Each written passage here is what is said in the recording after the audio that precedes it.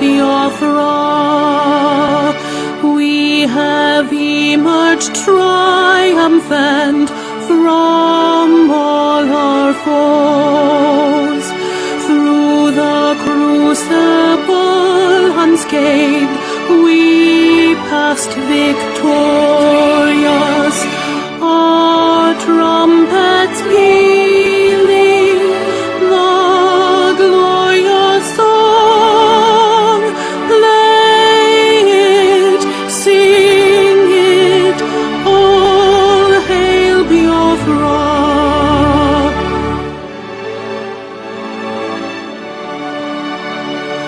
Oh, hail Biafra, we shall always remember all that perished in the struggle for our freedom. All hail our heroes, our prayer shall be known both day and night. Say them always, all hail Biafra.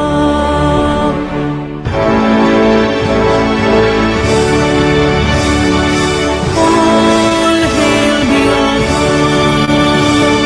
Now our star shines everywhere.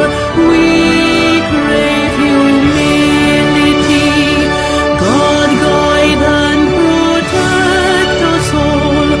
All hail your wisdom, shielding us from fury, unleashed by our enlightenment. Biafra, shining forever.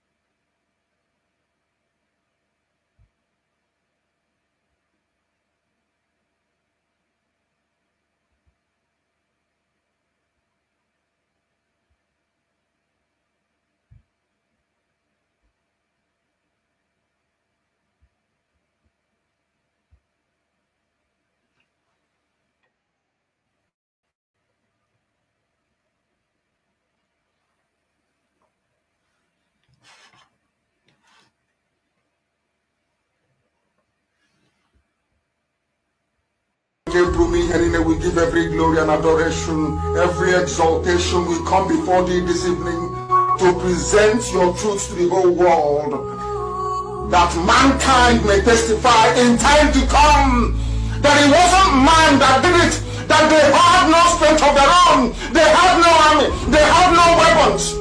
All they had was the gospel of truth and of redemption. And behold, because their hearts and their minds were clean, because the Almighty found them unblemished, that was why they were blessed, and everything they asked for came to pass. That was why this same generation, this very Ipob shall endure, for flesh cannot be mortalized, but the truth of the Most High, who is timeless, who is ageless, shall prevail. And upon that very promise do we pray this evening, because your words are yea and amen. People wonder, how come you loved David so much? Man couldn't understand that David knew how to ask thee for anything that he wants. There was nothing that David ever asked for that you didn't give to him. That same secret is what we have. That is what we present before thee, to the hearing of the entirety of humanity this very evening, morning, noon or night, depending on where you're listening from. That we make this proclamation that your words are yea and amen, because you are God. Anything you say must come to pass. You are not man. Anytime, any word that you utter, documented by the sons of men in the Torah, in the scriptures, must come to pass.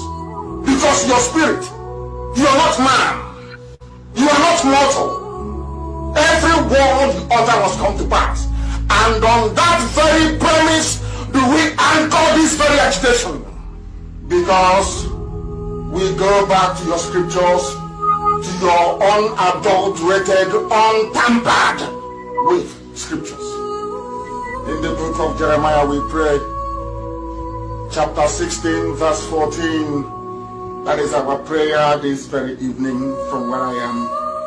You said, for you are Lord, you are God, you are the beginning and the end.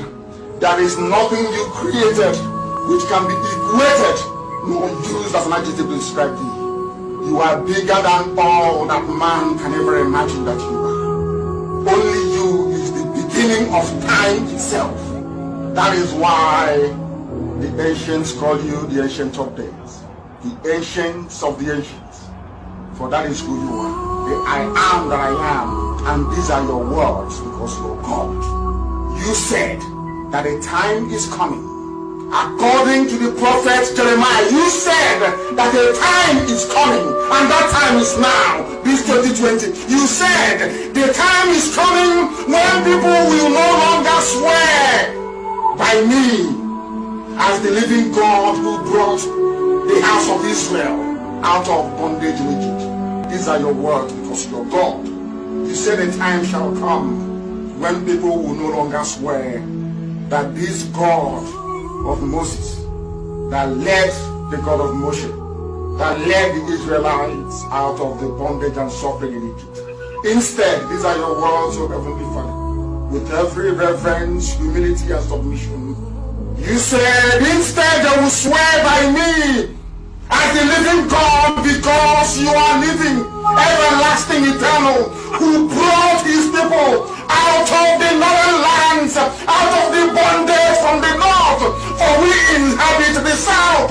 We are from the southeast. Oh Heavenly Father, you said, no longer will we remember you as the God of miracles that brought Israelites out of Egypt. We shall know thee as the God that delivered his children from the criminals and darkness from the north. These are your words. And you were talking about Biafra. We are now going to swear by thy name and say, this God of Biafra that led his children out of the iniquitous existence which Britain fabricated for your children. And you said we are going to return from where you scattered us, from where they are killing us in Indonesia, from where they are killing us in Malaysia, from where we have been imprisoned in Brazil, from all the places we are suffering, all the places where we are being humiliated at the moment. You said, I will bring you back to your own country, to the land that I gave your ancestors, because I am God and I have spoken. And who is man to say no to the word of God?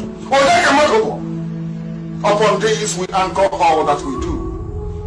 We have no strength of our own. Upon your promise that came forth from the mouth of the prophet Jeremiah 16:14, you said, I will deliver you from the bondage from the north.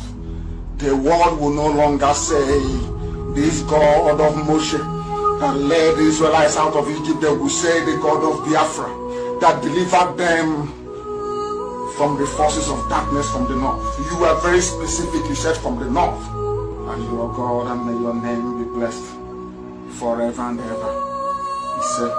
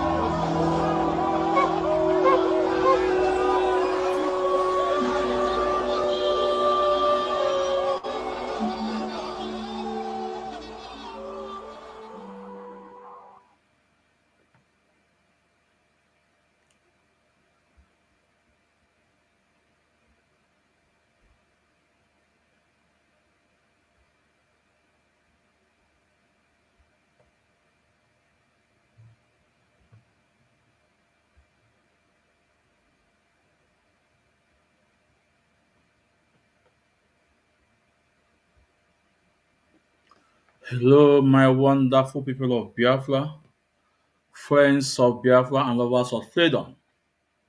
This is Mazi Ezumezu Nwekwensu.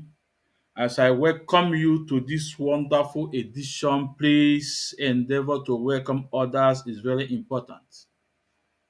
We are live at our various platform on Facebook. We're also live on our YouTube, and we're also live on Twitter. On Twitter. If you are listening the sound of our voice on Facebook, any of our Facebook, please endeavor to hit the like button and share the program is very, very important. It's very, very important. If you are listening the sound of our voice on YouTube, our YouTube channel's name is Ikechukwu Ezumezu. Please, if you are not follow us on YouTube, please, it's very important. It's very, very important you follow us on Facebook. It's very, very important that you follow us on Facebook. I'm sorry, on Twitter, and also on YouTube. It's very, very important you follow us on YouTube. Subscribe at our YouTube. Today's program is going to be unique, as usual. Today's program is going to be unique. You can see the topic, the conspiracy against IPOB leader Onyendu Mazi Nnamdi Kanu. The conspiracy against Ipob leader Onyendu Mazi Nnamdi Kanu. And we're going to talk about Governor Soludo's statement. We're going to talk about Governor Soludo's statement. And we are going to talk about, again, statement from Nigeria Chief of Army Staff. Nigeria Chief of Army Staff, Christopher Musa.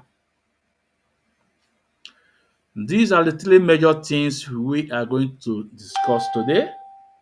These are three major things we are going to discuss today.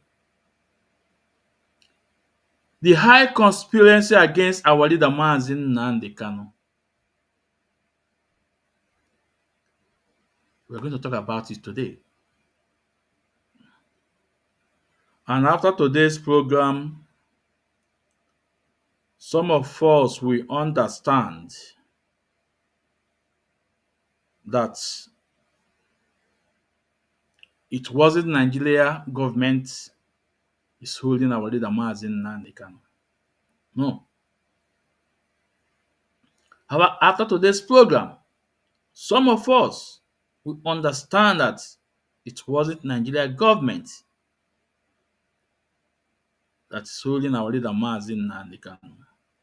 Nigeria government has been used to hold our leader Mazi Nnamdi Kanu. Nigeria government has been used as a handler. They manipulate them, use them against their own people. This is what is going on. But the fact is that it's not Nigeria government that is holding Mazi Nnamdi Kanu. Nke a bụ eziokwu Chineke. So after today's program and with my videos I'm going to play, also from our leader Mazi Nnamdi Kanu, you agree with me that Nigeria government is not the one holding our leader Mazi Nnamdi Kanu. It's the Westerners, Americans, UK government, EU government. These are the people that's holding our leader Mazi Nnamdi Kanu. Take it to bank. Because it is time we start telling Biafrans the gospel truth. It is time. The main people that are holding our leader Mazi Nnamdi Kanu It's not Nigeria government, but Nigeria government was using to do their bidding. Nigeria governments are being used to do their bidding. But the fact is that this conspiracy is from international communities, the companies. And when I say the companies, the oil sectors, these are the people.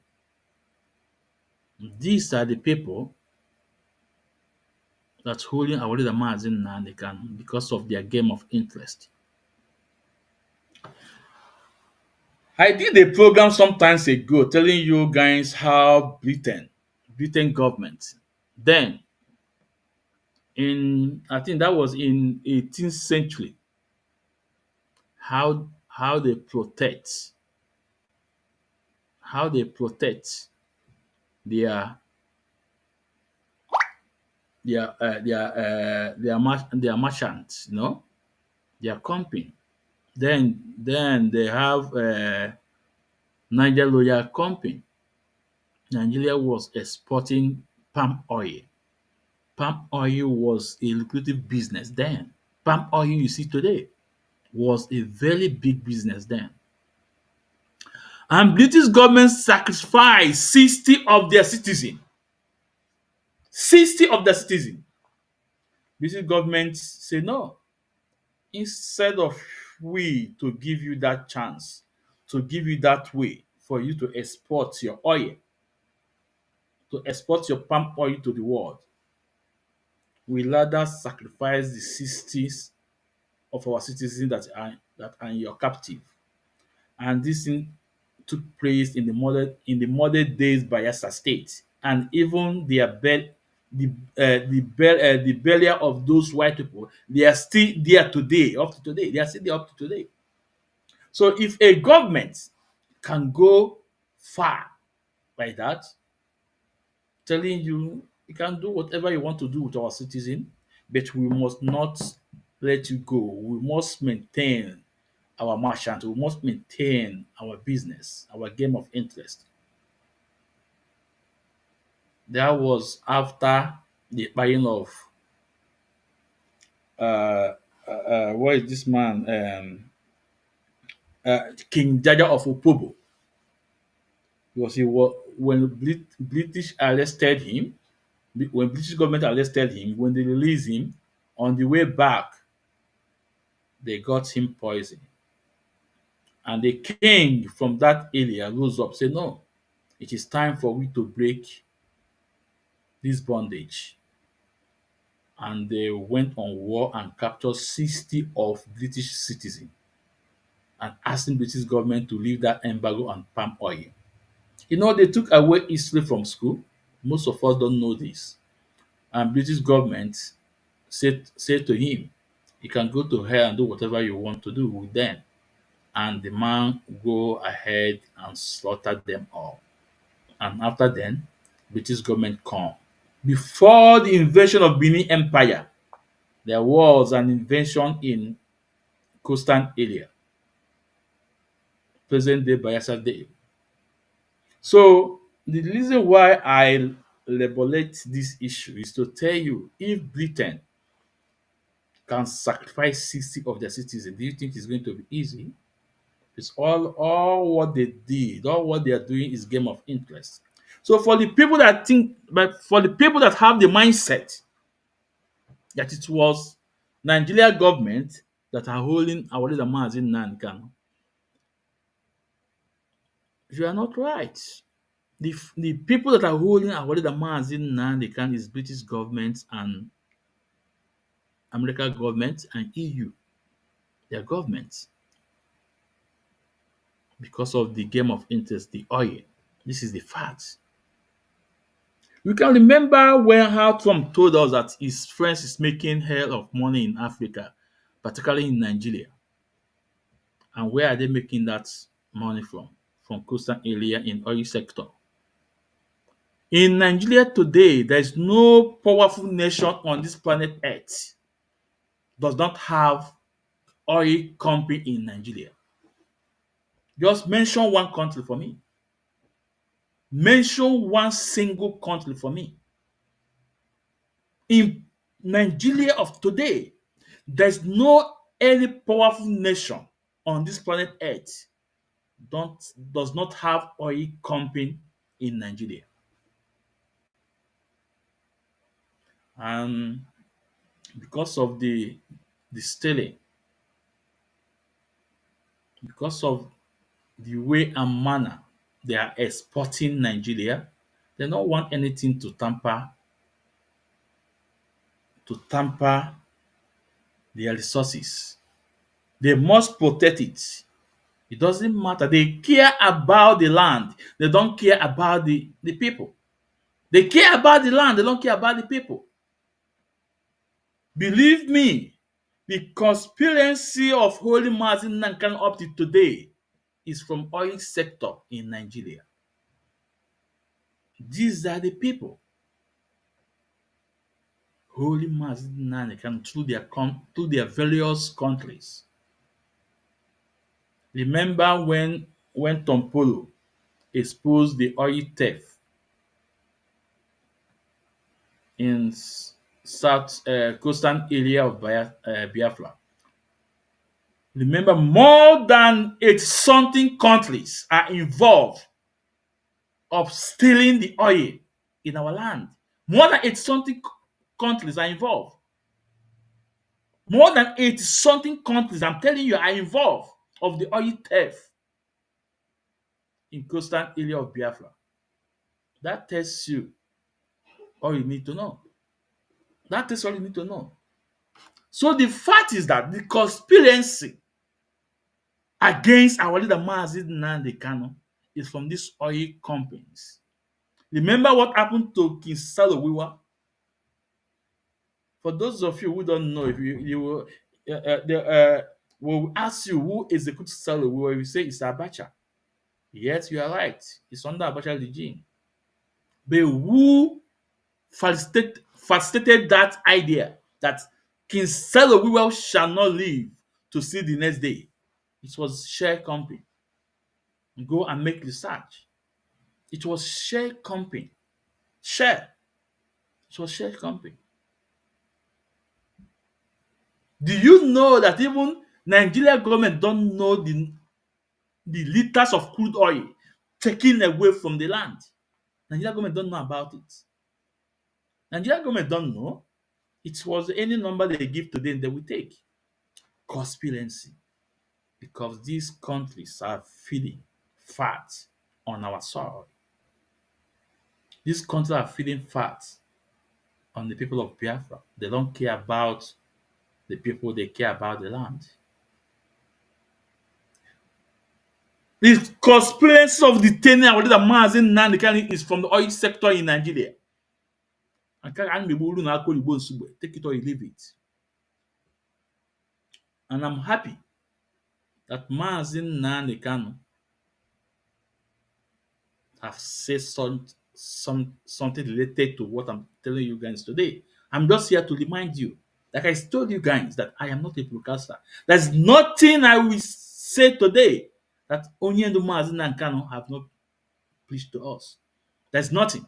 But I'm just here to remind you guys, to refresh your memory.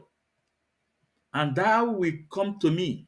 That will come to my point to there was a group in America, Avid. I think they call them American veteran of Igbo descendants.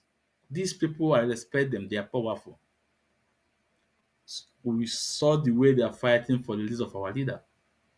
The last time we saw the letter they wrote to Nigeria government exposing some East governors. But today, I will present the letter, and I will also maybe I will call them. We will call them today to tell them they should channel their energy.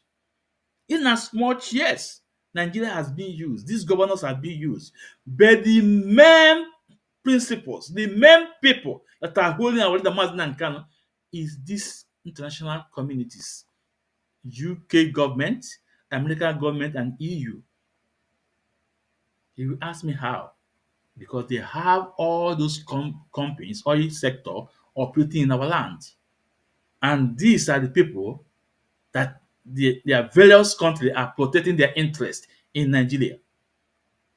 I hope you are getting my point where I'm going to now. I hope you're getting. Nigeria government are just being used. The state governors, hopes of them, all those things are their stooge. They are just being used to cover up. But the main people that are holding Mazi Nnamdi Kanu is these oil companies because their country of the origin protect them, protect their interest.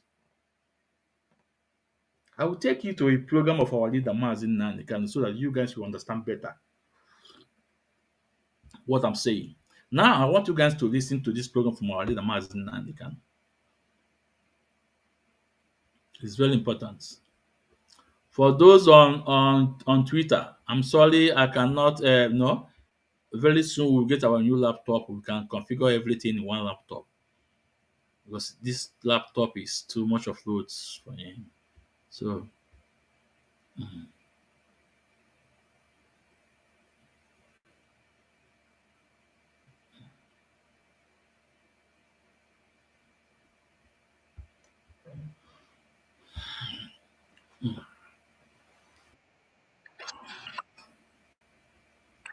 and the question of external dark. now on this program, because I told you guys that I'm here to remind you guys. You are not a broadcaster, but I'm here just to remind you guys that there's nothing on this earth that I will say that Onyendu have not said. There's nothing. But I'm here to remind you guys, the main people that are holding Onyendu Mazi Nnamdi Kanu, and in as much that we are getting it now. Mazi Dakus, the Scotland Digital Coordinator, Ekene Ngosa, Ndewosa, we should this avid. I will try to call them today. Maybe we'll call them. We want them to channel the energy to the American government, asking them why didn't they condemn the extraordinary rendition of Mazi Nnamdi Kanu. We want them to channel this energy to UK government, to EU. If there's a way taking them to court, well, I don't know. They should consult a lawyer. If there's a way taking those countries to court based on extraordinary rendition of Mazi Nnamdi Kanu, which we all know that it's an international criminal a crime against in the world.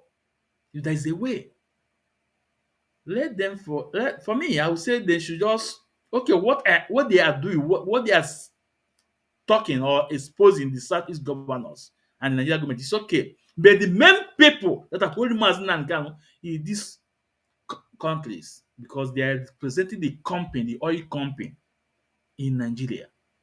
They are protecting their interest. And they are so much afraid that Mazi Nnamdi Kanu, when Mazi Nnamdi Kanu have his way, that business, all the business, there will not be business as usual. This is the fact. So now, I want you guys to listen to this program. You guys remember this program. This program is this. I think this was the last program Onyendu, our leader, attended before he was kidnapped.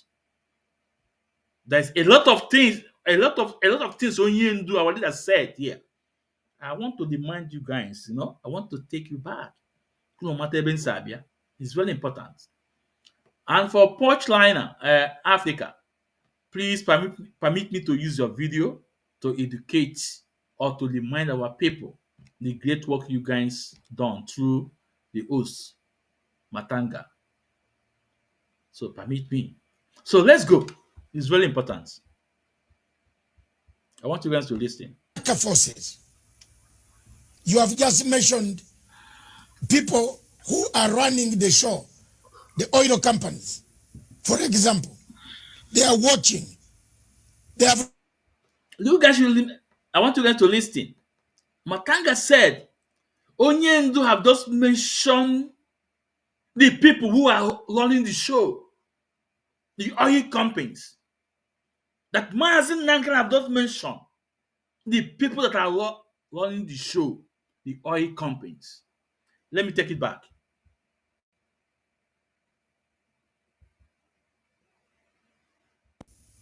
darker forces. You have just mentioned people who are running the show, the oil companies. Yeah. For example, they are watching. They have never raised anything on BBC, CNN, or international agencies. We don't hear, apart from we struggling as Africans ourselves, these agencies are not helping to say there are human rights abuses in Nigeria. For example, Nigeria, the American embassy closed its consulate in Abuja because of the huge numbers of people applying for asylum to go to the United States. But American embassy did not go far, and the American government did not go far to condemn and put sanctions on Buhari for failing to contain the malaise that has killed Nigeria. Two, if you look at the Total Oil, Shell BP, they have taken part in extraction of minerals, oil, and so on and so forth. They are doing it when they are seeing human rights abuses in southeast of Nigeria. What do you say about that? It is because we allowed them to. Total is an oil company, is a private concern. Of course, it's a huge corporation, we know that. The same goes for Shell, for BP, for Halliburton, for ExxonMobil and all the rest of them. They operate the way they like in Africa because we've allowed them to.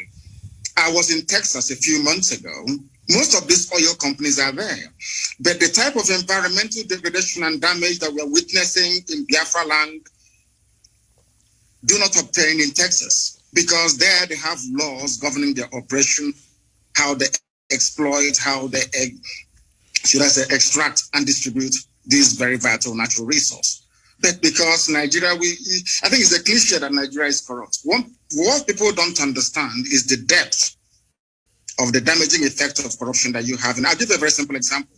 We cannot expect white people to have regard for us when we do not have regard for ourselves. That can never, ever happen. Do you know that in Nigeria they import fuel? Are you aware that Nigeria imports petrol? Yes, I've seen the queue. I've seen the queue at the petrol station, yes. Do you know that Nigeria imports kerosene? Okay. They have 5 viable state-of-the-art refineries. Not one of them is functioning, not one single one. When white people are operating in such an environment, seeing how foolish and how stupid the entire country is in terms of their priorities, how do you then expect them to have respect for you or have regard for you? They can go into our land, they can pollute it. Katrina Lang, the British High Commissioner to Nigeria, can be running the show, or she likes, because there seems to be a recognition that these people do not reason like human beings. That is the fact. That is the fact. Tell me what an ambassador will be doing, crisscrossing the entire nation, telling them how to run their security architecture, telling them who to kill and who to spare. Our lawyer had the mom killed 2 days ago. Okorafor, Barrister Okorafor, the mother was assassinated only 2 days ago. All because he was exposing what the army is doing to innocent people. That tells you all you need to know about Nigeria. Nigeria is an albatross around the neck of Africa. Nigeria is the only country in Africa actually dragging Black Africa backwards because of their ineptitude, because of their criminal mindset, and because of the drive of the Fulani to dip the Quran in the Atlantic Ocean. That is the problem. There is nothing wrong with Islam, don't get me wrong. There are some very wrong interpretations of the religion of Muhammad that the Fulanis are using as the driving factor in their push to take over the land belonging to indigenous people all across Nigeria. They've done the same thing to a relative extent in the Middle Belt. They took a chunk of Yoruba land in Ilorin, where they have an emirate today. The same thing they're trying to do in our land, and we said no to it. And the whole world is there. The US mission is in Nigeria. The UK is in Nigeria. EU is in Nigeria. The UN is in Nigeria. And there is wholesale murder and slaughter of people going on in Biafra as I speak to you right now.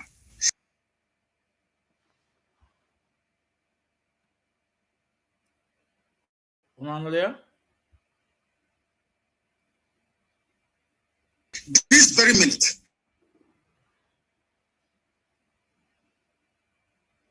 The same people then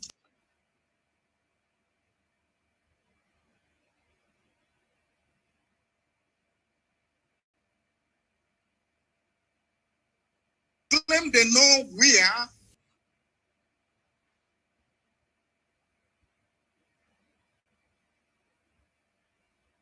Boko Haram is from where they launched the attack. The same country is openly supporting ISIS in West Africa.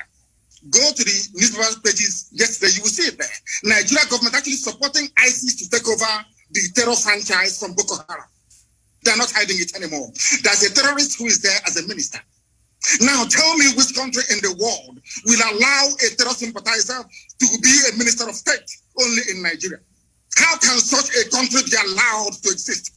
Because of what some corrupt people are gaining in America, because of what some corrupt individuals are gaining from Europe, because of the corrupt tendencies of Catherine Lang, who is the UK High Commissioner to Nigeria. That is what is happening to us.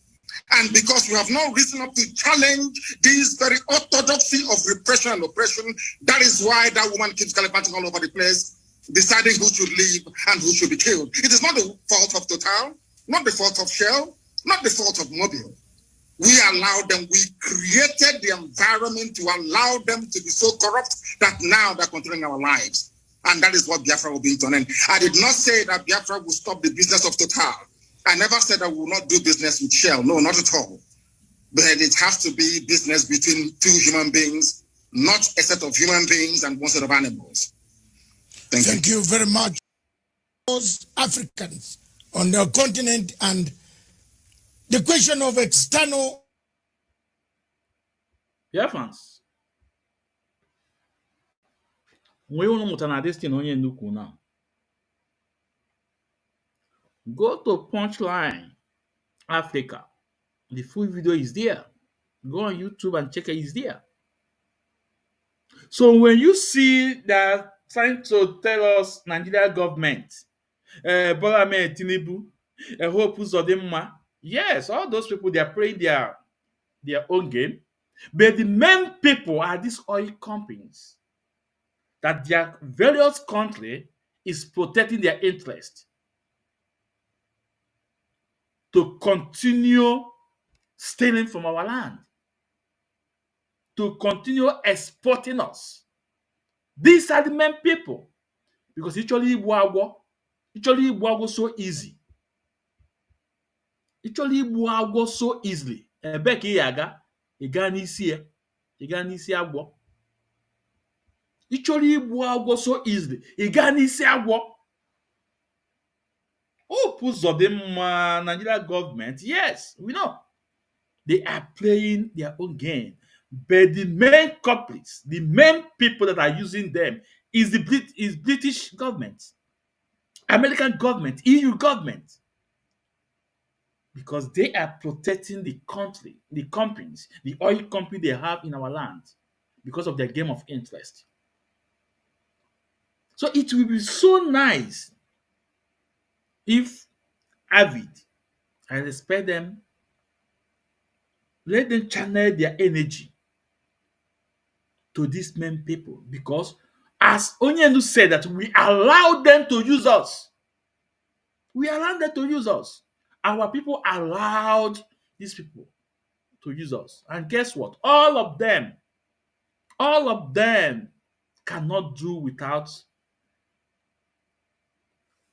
America, UK, and EU government, because they have one or two things. A lot of 95% of them have properties all over there. And they protect them from the money they stole from our land. This is the fact. This is the fact. So, Hope Uzodinma for me. I'm just saying my opinion. This is my opinion. This Mazi's opinion. You may agree with me, you may not agree with me, but I must air my opinion. The main people that are holding our leader is these oil companies in our land, through their countries, their various countries. They are the one. Can you imagine a British citizen was kidnapped in Kenya and rendition to Nigeria? Up to today, UK governments have done nothing. And we went to court in UK, reminding them that their citizen was kidnapped in Kenya and rendition to Nigeria. And they said to us, yes, they know, they are investigating. Investigating for how many years now? For how many years? For how many years? We went to court in UK. Our leader's family went to court. From the lower court to the appeal court to the Supreme Court in UK. What is the result? Nothing. Because the high conspiracy against our leader Mazi Nnamdi Kanu. Because Mazi Nnamdi Kanu may uproot their source of income. That Mazi Nnamdi Kanu may stop their source of income. We can see when our leader said that, he did not say that they are going to stop business, that Biafra will stop business with Share, with Total, and the rest of them, but that we are going to do business, woman to woman, woman to woman, with respect, not calling us animals and doing other things because you are using the bad eggs among us to subdue the people. This is the fact. Nke a bụ eziokwu Chineke. Now, let's bring another video from our leader Mazi Nnamdi Kanu. What Mazi Nnamdi Kanu said about his stand. What Onyendu said about his aim, what he's fighting for, what he believes, the manner and way he wants to actualize Biafra.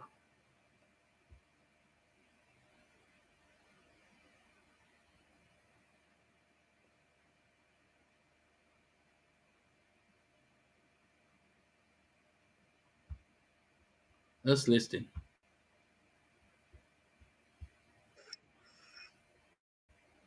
Thank you very much for that question. Let me come back to the question of referendum. You parted ways, and most of us have parted ways with Buhari about the referendum.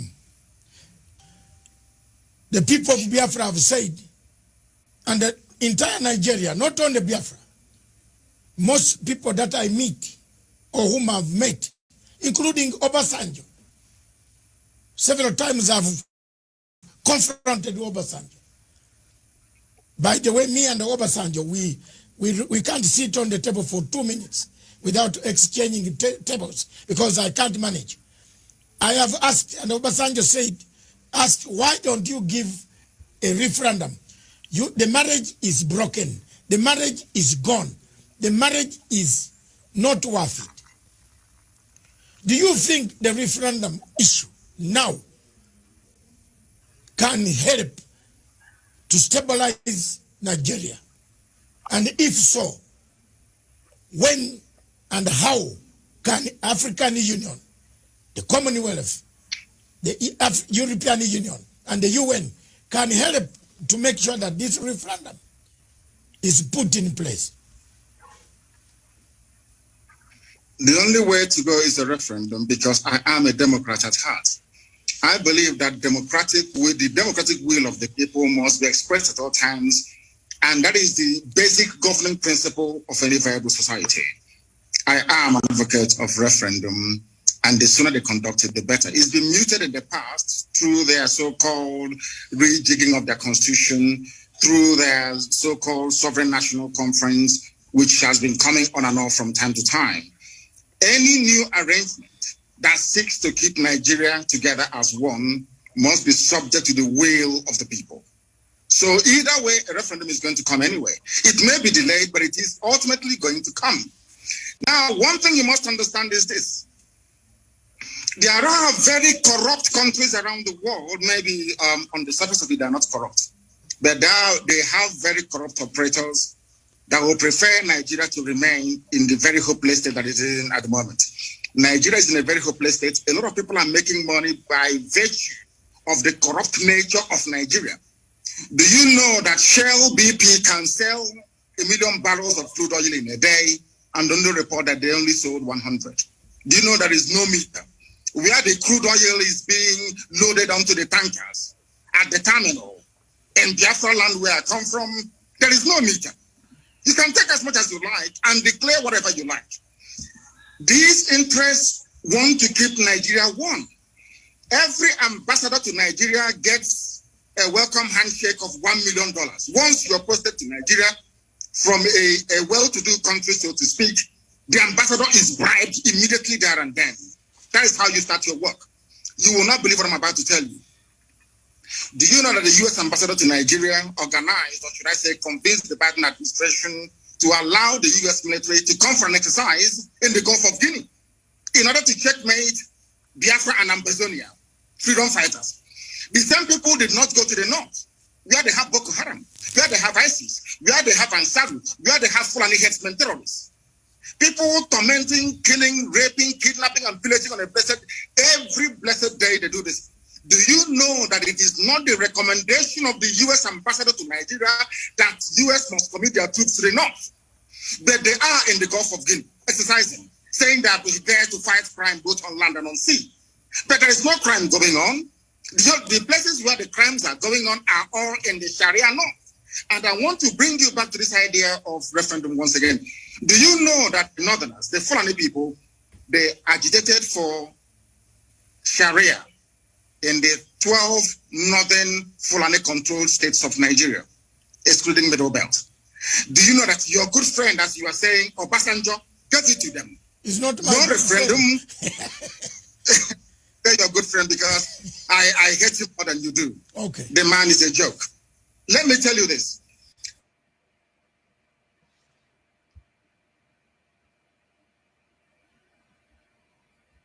Do you know that the Fulanis campaigned, including Buhari, of course, the late one who is in Saudi Arabia somewhere in a shallow grave?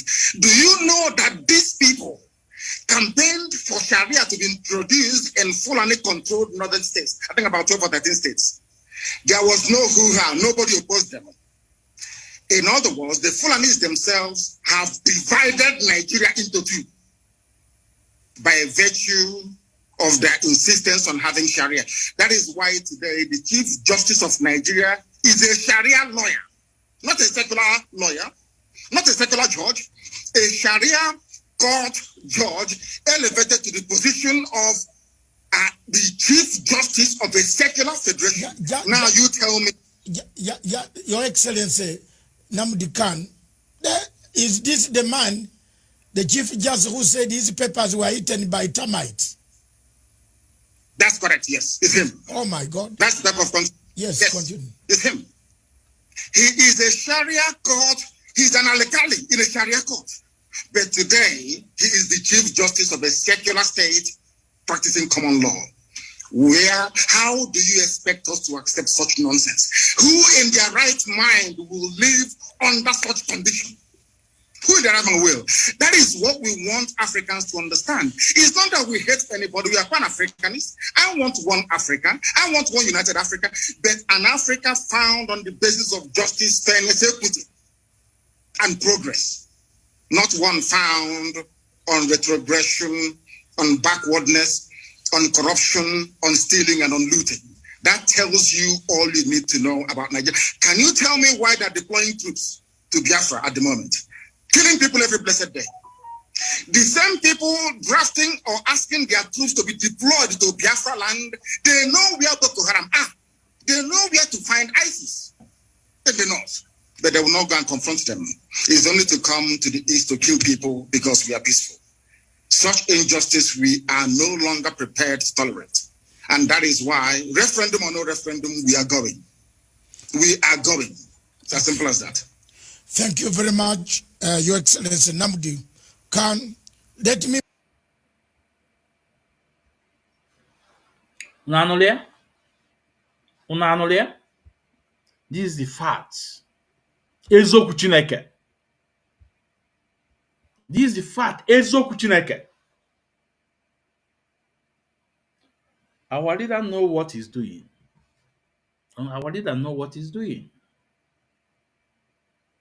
And that is why when people say that our leader's idea and Simon Ekpa idea there is the same. Yeah, it may look the same, but it's different. Because Mazi Nnamdi Kanu is using his brain. Simon Ekpa think that, oh yes, it is right, I have to do it. Never did it there too. Well, we'll come for his program maybe some other time. But the fact is that Onyendu Mazi Nnamdi has exposed the main problem we are having with high intelligence to expose them to the world, to us. And this program he did was the last program he did before he was kidnapped. No, I'm talking about this Avid. Let's go to the letter, and maybe I think we can call them. Maybe I can end my live stream on Twitter. Those on Twitter that are watching me can come to my YouTube, Ikechukwu Ezumezu, because I want to use this call to call. Or you can come to my Facebook, any of my Facebook page, Ikechukwu Umadi Ezumezu, or Mazi Ezumezu Nwekwensu, or Ikechukwu Ezumezu. Come. So let's go to the Avid. Avid.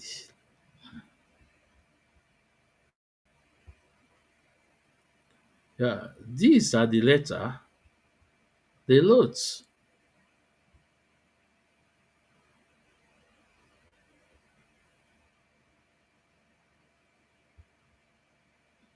Let me make it. Let me see if I can make it more bold. Let's see if I can make it more bold. Let's see.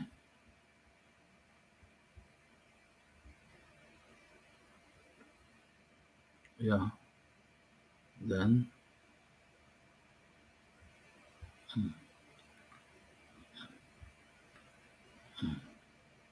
I think this is the. Well, let's see. I'm coming.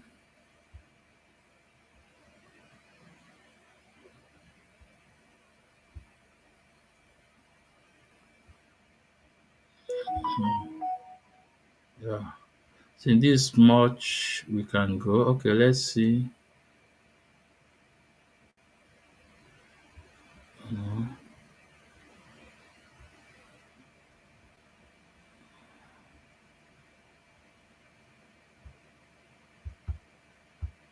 Yeah, this far we can go.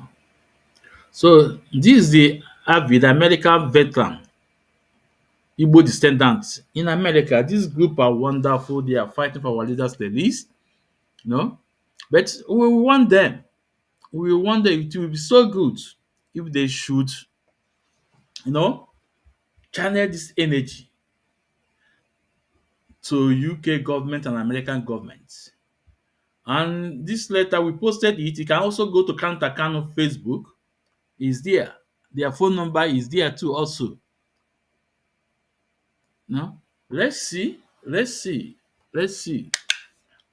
Let's give a call. Let's give a call to them. Because I na-ekwu ekwu a na-eme eme. Let's give a call.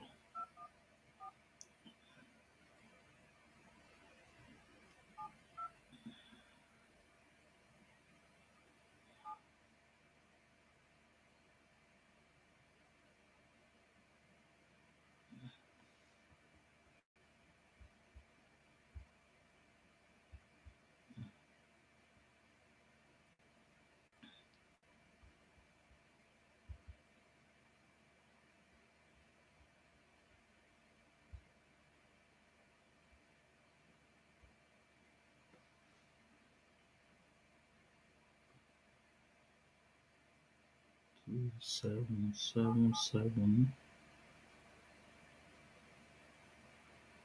6, 2. Okay, let's see if the number will go.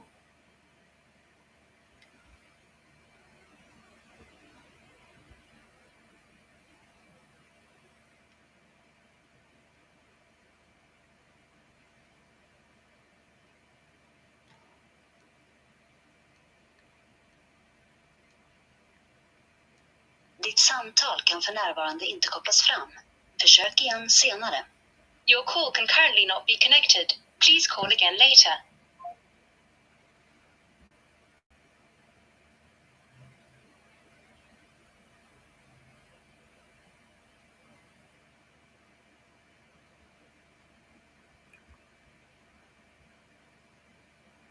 Why?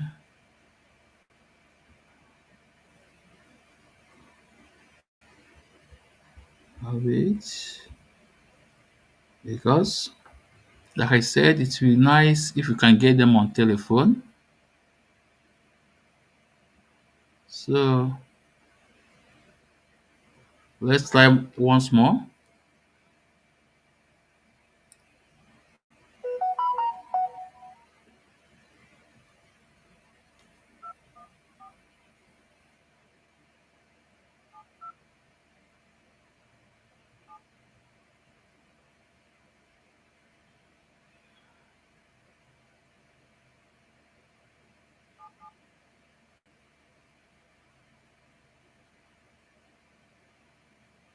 It's two. Okay.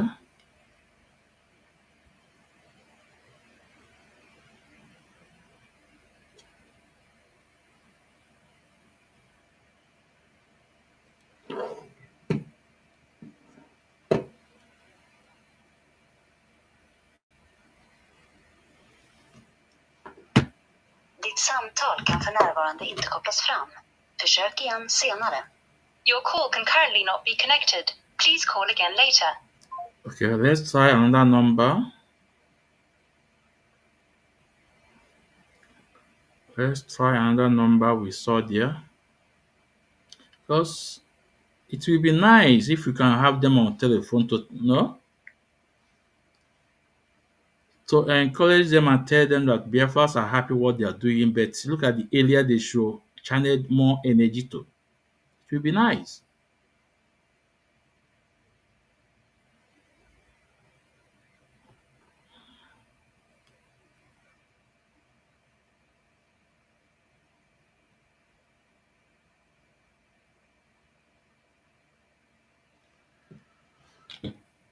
Biafras, hold on. Because I will love it if I get them online, if I can have them on telephone. So 904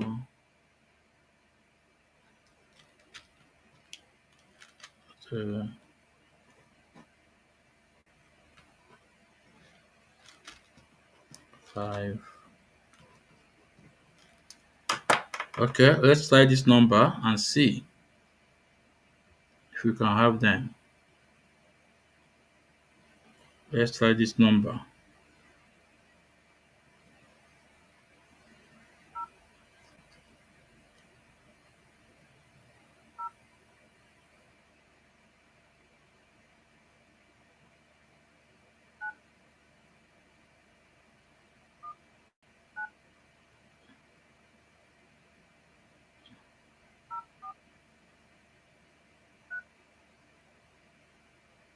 Two,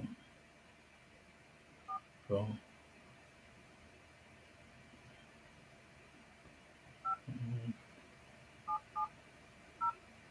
Okay, this is second number. Abonnent. Kontrollera numret och försök igen. The number has no subscriber. Please check the number and try again. Why the number they put is not going? Why? Because it will be lovely to get them online. But their statement was on December 5th, 2024. Open letter to Ndị Igbo on the matter of Mazi Nnamdi Kanu.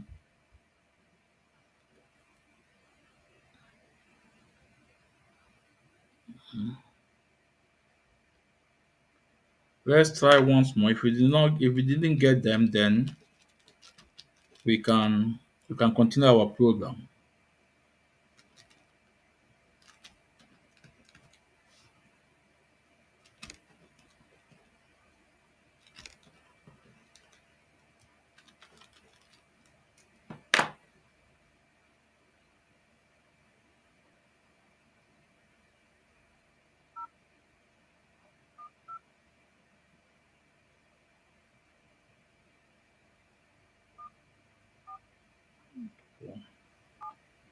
7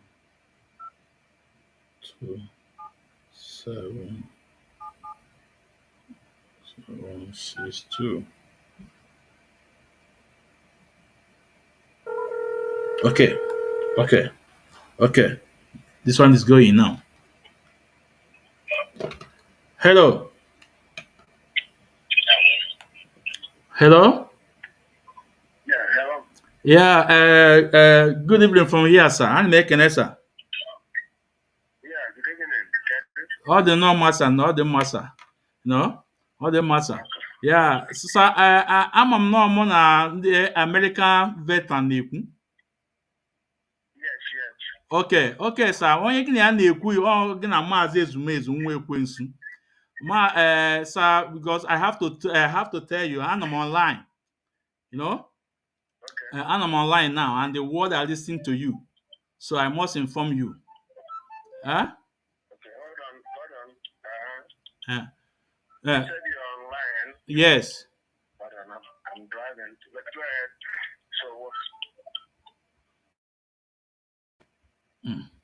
So, So should I go? Should I go ahead? go ahead. Okay. So I have for the letter on the on 5th of December uh, Okay, that's one. about our leader Mazi Nnamdi Kanu. No. Yes. And so I want to use this opportunity to thank you guys what you guys are doing. We are so proud of you guys. Biafrans love you. We love you guys. What because the energy and the pressure you guys are mounting. So we want to appreciate you guys. And now I say may Chukwu okike abịa ma goziwe unu. So but sir, onwe one area anyị achọ ka unu nwa channel ekwa this energy to a bit. Because if you look to what is surrounding our leader case, so we found out that na ndị ji onye ndu anyị ka m na-ekwu ka m kwuo n'Igbo ka m sụọ n'Igbo na ndị aka ji onye ndu anyị our leader, all these international these countries, UK government, American government, and EU government, through the company one way because they are trying to protect the oil in our land, and they are protecting these companies for their bidding, for their interest. So more feel that now, or any way, one week issue maybe UK government, or maybe take this issue to American government about the extraordinary rendition of our leader Mazi Nnamdi Kanu, because we know that they are using these state governors and their government as a stooge. But the main people, Onyendu, Muafi, know these oil companies, Onyendu, because of their game of interest, and these countries they represent, they are protecting their interest. Like share from Tezaco, Spain, all those things are foreign countries, multinational companies, oil companies in our land. And their various countries are protecting them, doing their bid. Okay. Yeah. Can I ask you just one question? When you say EU, Yeah. what countries in particular? Oh, okay. You mentioned, and I did get UK. Okay. We're in contact with UK. Okay. With that of US. Okay. Yeah. But Okay. So, yes. the countries Yeah. involved. Yeah, the countries involved, many war too. Germany and France. Germany and France. And in Germany were a one oil company, they call it B plus B. It's not even just bigger, but it's B plus B, and went to oil sector. And France, I'm at their own, So these two. Okay. France and Germany. Right, BNB for me and this piece of paper in France. Okay. Thank you for your concern. My organization, we have been working so hard on the things concerning our brothers' release. Yeah. We have not done anything to anybody. Yeah. If anything, he was trying to help the nation. Yes. But to us in a day, we have not reached out to France. Yeah. I'm just getting it for the first time. We have not reached out to Germany. Yeah. And they said it's BNB, right? BNB. I will get, BNB is is oil company, from Germany. okay. From Germany. Okay. Then in France, in France, with Total. These are the people. Where I go? France, Total. Yeah. Total. Okay, we are willing to do whatever it can take for our brother to be released as soon as possible. Yeah. I'll get to that today. Yeah. Thank you for your call. Okay. Our prayers remain with every one of you and him in particular. Okay, sir.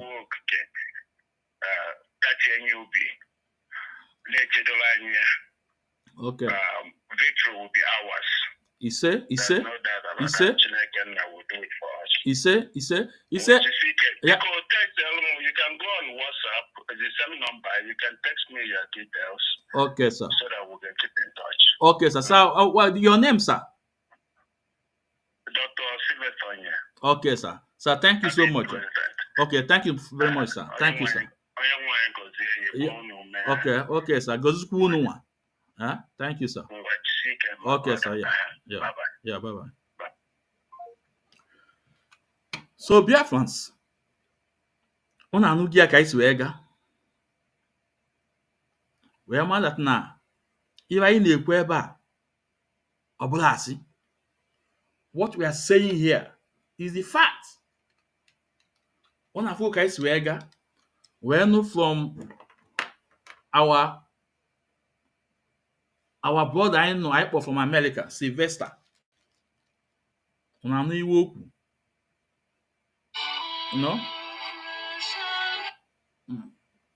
Excuse me, it's like the bloggers on Twitter cut off because I use this call to make a call. Hold on, Biafrans. Let me see if I can connect back.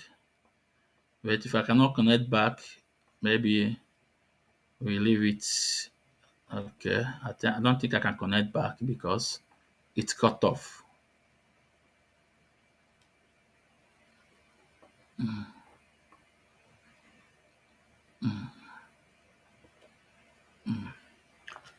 So, Biafrans, the person I'm with now, Mazi Sylvester, on behalf of Biafra veteran in America, no, and these people are trying so hard. So, I let them continue. And you guys can bear with me what he said, that they are also working with UK government, but they have not working in EU. Then I gave them the two countries, Germany and France. So for those of you who are watching me,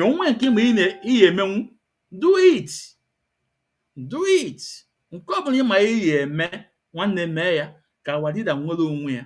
I'm contributing my own. I'm contributing my own quota. So I think this is where we stop on this issue. Let's go back to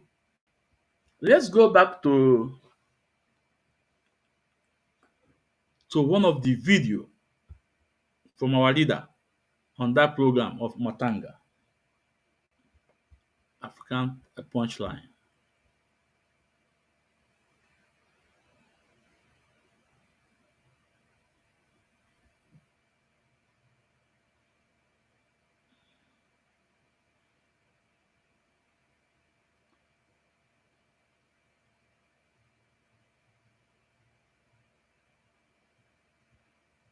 So let's go back what Onyendu said, even to the Kenya president then. Let's listen.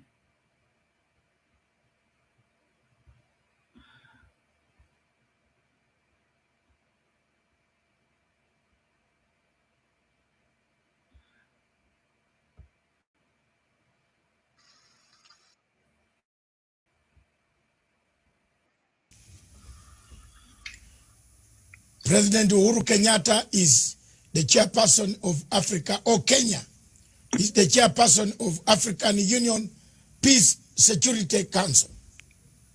He sits, is the chairperson of all peace and security arrangement in Africa. He is also a member of United Nations Security Council, representing Sub-Saharan Africa. He has huge numbers of Nigerians seeking asylum every day in Kenya, Uganda, Tanzania. What do you want him to hear? What do you want him to hear now? What message do you give to them, to the AU, that the situation is not as they think, so that people can wake up and help you? What I want President Uhuru Kenyatta to understand is this.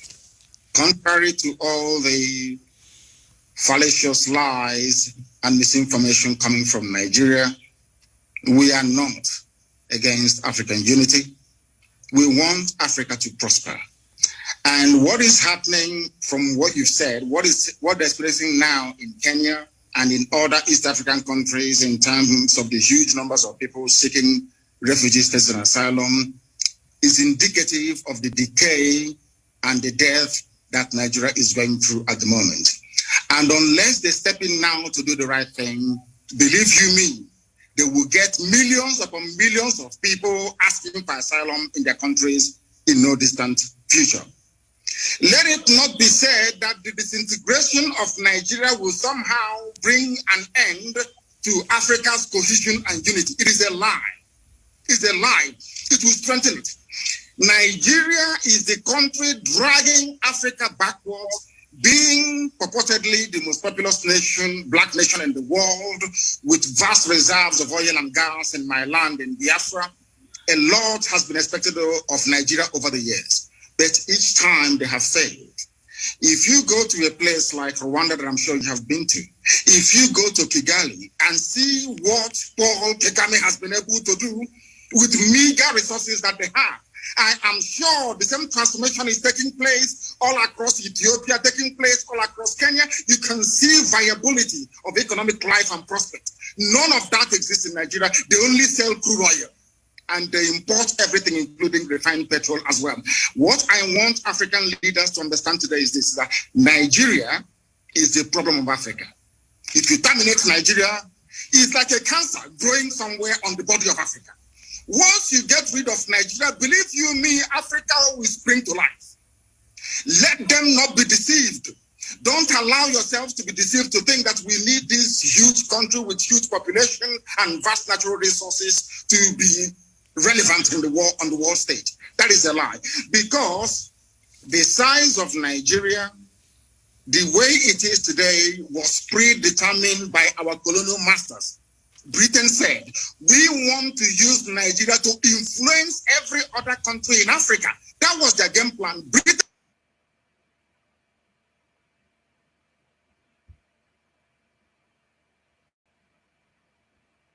wanted to control Africa through Nigeria.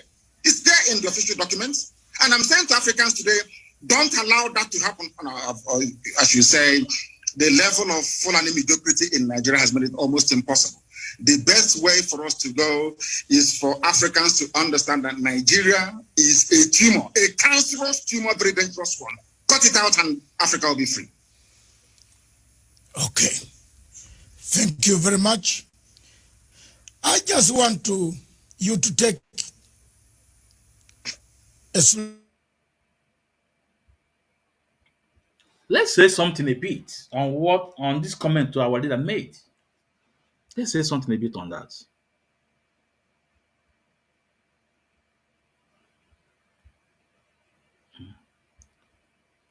Onyendu said that Britain want to rule Africa, control Africa through Nigeria. This is what our leader said. And if you ask me, it's 100% right. And when you say it's in a written document. And that's why we call on Burkina Faso government, please, never you come back to African Union.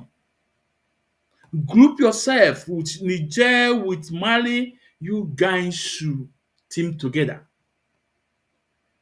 because African Union has been used by Britain government, by the Western powers. So please never come back to African Union. You can listen to what our leader said, that Britain want to use Nigeria to control the rest of Africa. Please never come back. Mali, Burkina Faso, Niger, please never come back. Make sure that you guys have your own group, and make sure this African Union is being destroyed, because all those things are just well-organized plan to subdue Africa to the entirety. Look at the way and manner our brothers, our sisters are buying in Mediterranean Sea, just looking for a greener pasture. And even when they arrive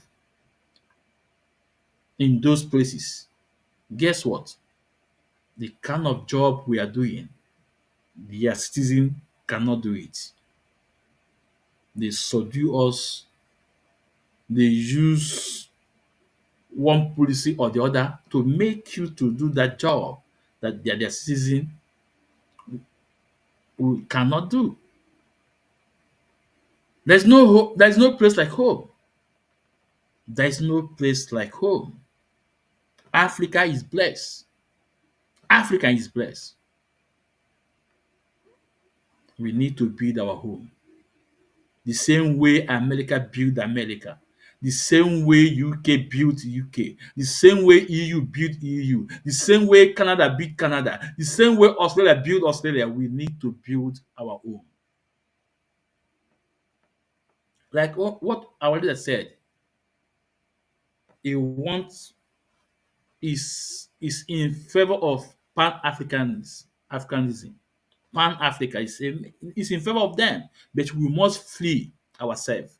That without Biafra, we cannot achieve that plan, that goal. And Onyendu say that it will be in the best interest if we can have one currency, one president. That tells you who Mazi is. Mazi wants the betterment of Africa, not only in Nigeria or Biafra, Africa and the rest of them. Now let's continue the next one, because we don't have much. We don't have. Now, I want to come to ask a question that has happened to me also. We seem to be swimming in the same field. That's why you see we are the same. The loss of your parents, you did not attend. I also did not attend the death of my father. I have never buried him. I am in the same category like you.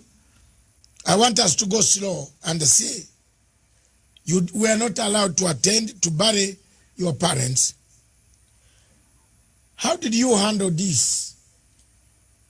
I know I am slightly older than you in years. I have handled. Are you sure? Yes, I am. Are you sure? I'm 65. My goodness, you look very young. Yes, I'm 65. You look, and that's very good. I have, when I lost my parents, I was also in exile in Britain, and I could not bury them.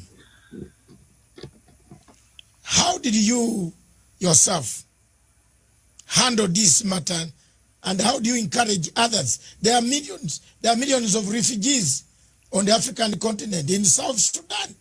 Some of them don't know where their parents are. But the people have gone to make political leadership, but they have forgotten accountability. That's why South Sudan peace process is collapsing, because there's no accountability. So how did you handle that? And did it encourage you and give you resolve to keep pushing for a better Nigeria or a better Biafra? Please. It kept me pushing for a better society for everybody. everybody, not just within Biafra or within the wider Nigeria, but across Africa as a whole. Because what concerns one black person actually should concern another black person as well.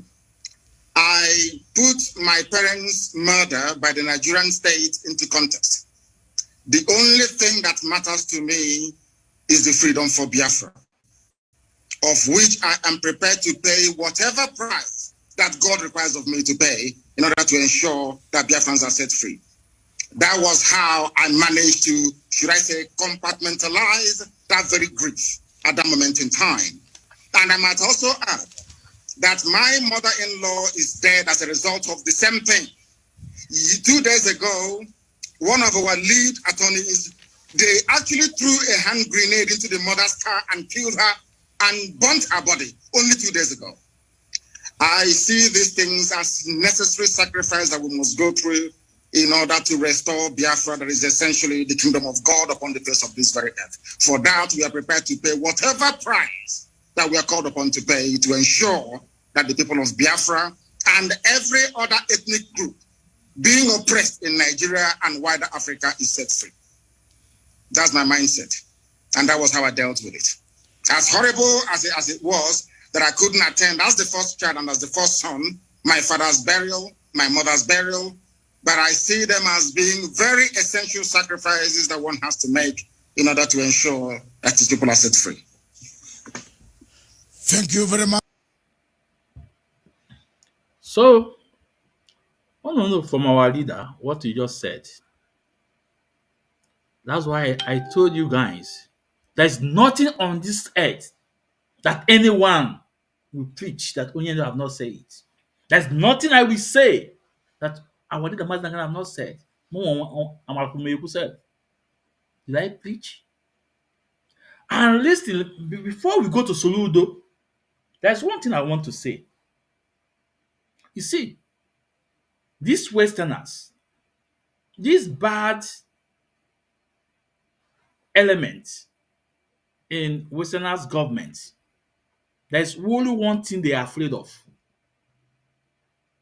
These bad eggs in these countries that are doing this bid, that are holding Mazi Nnamdi Kanu, there's only one thing they are afraid of. Only one thing they are afraid of. Only one thing they are afraid of. And do you know what is that? A messenger. They are afraid of a messenger. I repeat, they are afraid of a messenger. Mazi Nnamdi Kanu is a messenger. If you like, have trillions of billions of dollar, pounds, if it can be richer than this guy that I have S Ando, where it's now Elemos. It can be richer than Brigade, they don't care. But only one thing they are afraid of: a preacher, a messenger. Mazi Nnamdi Kanu is a messenger. Bob Marley is a messenger. Mazi Nnamdi Kanu is a messenger. And we still have another messenger in our land that is coming up. And we are praying for him and we want him to be very, very careful. And who is that person? Mazi Dibia. Mazi Dibia is a messenger too. You see, this kind of people, these white foes are afraid of them. Because the reason why they are afraid of them, because they believe that these people will educate you and me. They believe that these people will open our eye. And when our eyes are open, guess what? All their plans, all their ways will be destroyed. That's why they're afraid of a messenger. Bob Marley is a messenger. Our leader Mazi Nnamdi Kanu is a messenger. Mazi Dibia is a messenger. Take it or leave it. This is the fact. They don't care about it can be richer than LMOS, it can be richer than Brigade. They don't care. But someone that want to open the eyes of their people, the eyes of Africa, they're afraid of that person.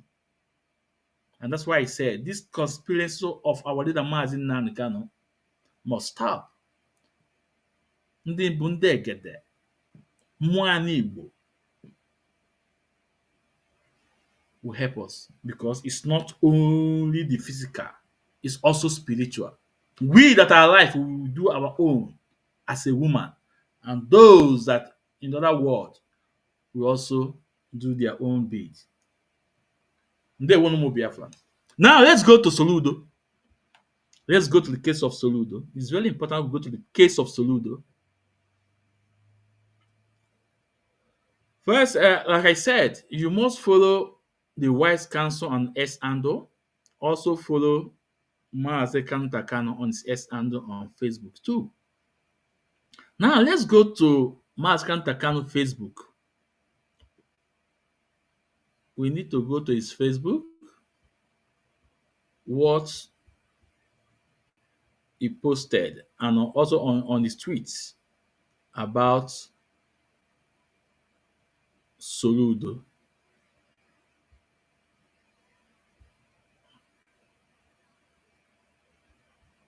Let's go to Mazi Kanu page. Like I said, go and follow Mazi Kanu on his page. It's really important. I think this is the message he passed to Soludo.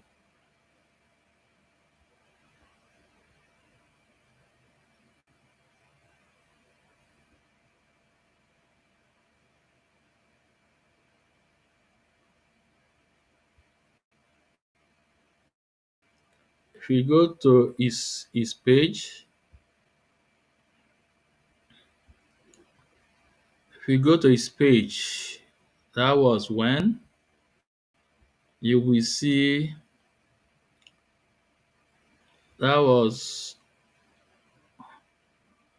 on December 18, about 10 minutes to 2.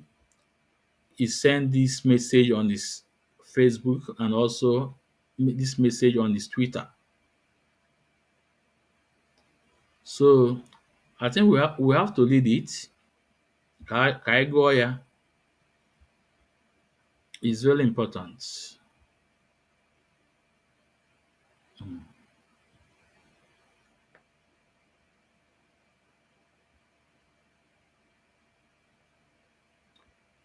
So this was message Mazi Kanu, brother to our leader, sent to Soludo when Soludo made this statement he made. That statement was he don't think, or he said that maybe the reason of Mazi Nnamdi will not end the insecurity in Southeast. Because it's better that I will quote him what he said. It's very important not to misquote him. So they said maybe the reason of Mazi Nnamdi will not end insecurity in Biafra land. And Governor Charles Soludo, a lot of people, a lot of Igbos believe in him, but believe me, the governor is a disappointment to Igbos or to people of Anambra State.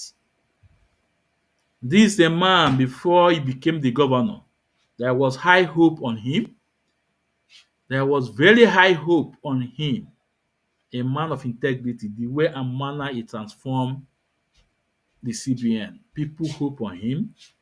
He also talked about the issue of Igbo before he became a governor. That people expect him to turn things around. People expect him to stand up against this Fulani Janjaweed. But today, we are seeing him bowing down to this caliphate. Now, when he made this statement, this is a response from Kanu, brother to our leader Mazi Nnamdi Kanu. Kanu said, left, right, keep right. About turn. left, right, keep right, about turn. So this statement tells you a lot that Charles Chukwuma Soludo is not a man to be reckoned with. It's not a man that will stand up for his people. Because we remember when Charles Soludo went to say our leader Mazi Nnamdi Kanu. He also said that let them release Mazi Nnamdi Kanu to him. He will provide him anytime, any day they want. He give assurances. He visited Mazi Nnamdi Kanu. This was the pictures he posted.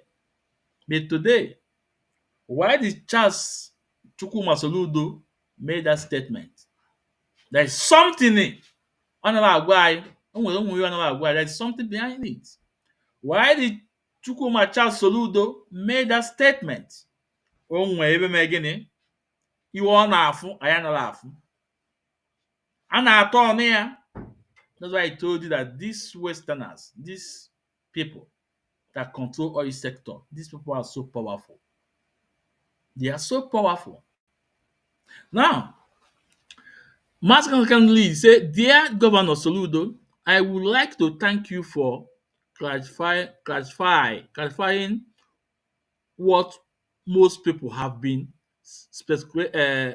speculating over for some years. But lack of credible evidence and sustained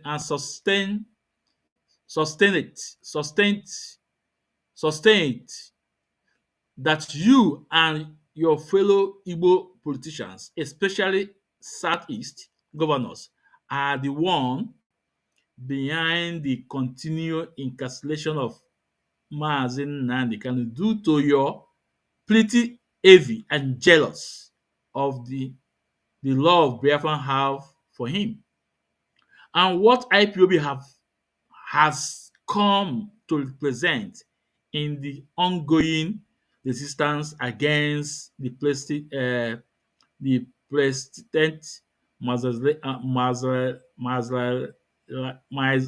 marginalization of our people within Nigeria.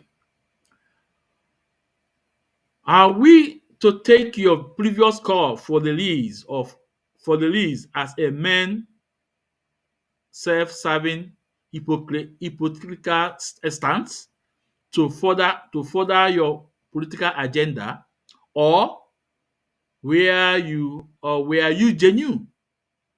May Almighty God have mercy upon you. This is the message of Mazi Kanu to Chukwuma Charles Soludo about the statement, because people understand that there is something Charles Soludo is not telling us. It has been used. So we thank Mazi Kanu for standing up. Standing up in the gap, doing the needful, always on Twitter, always being watched, always on the gate to watch the enemies. Even those we call friends, when they turn around, Kanta can always go hard on them. We appreciate him.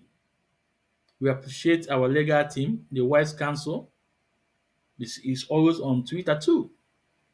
We appreciate MK legal team. But one message to Charles Chukwuma Soludo is that there's no way a Fulani man will love you. When they use you, they will dump you. When they finish dealing with you, they will dump you. How about Joe Ibokwe? Are we hearing about Joe Ibokwe today? What is happening to him? I'm asking you, what is happening to Joe Ibokwe? How about Ojus Okano? Ojus Okano shed tears in the upper chamber in Senate that all you have done for Nigeria, that Nigeria is not faithful because he shared tears. He know what he did against his own people just to favor the Northerners. How about Luchas Luchas Okolocha? Do you see what they did to Luchas? How they came to his house at Abuja, opened the roof, came into his apartment, and he was making call, and nobody called these monsters off. They disgraced him, humiliated him. How about Senator Obi? How many will I count? How about Jim Nwobodo? How many? So Soludo, ọ ka mma na anyị ji efere chọwa ewu ojii before Chiaba na-ejie. It's better you just come out. The one you kwuru, okay, come out and do the right thing. Come out and do the right thing. Can't use left, right, about turn. A whole professor like you, because of the petty jealous Mazi Kanu. Now, let's listen to our leader Mazi Kanu, what he said about the governors. It's very important. Let's listen to our leader. What he said about the governor when you have meeting with them. Charles Soludo. Okay, bịa ka i were ntị gị wee nụrụ.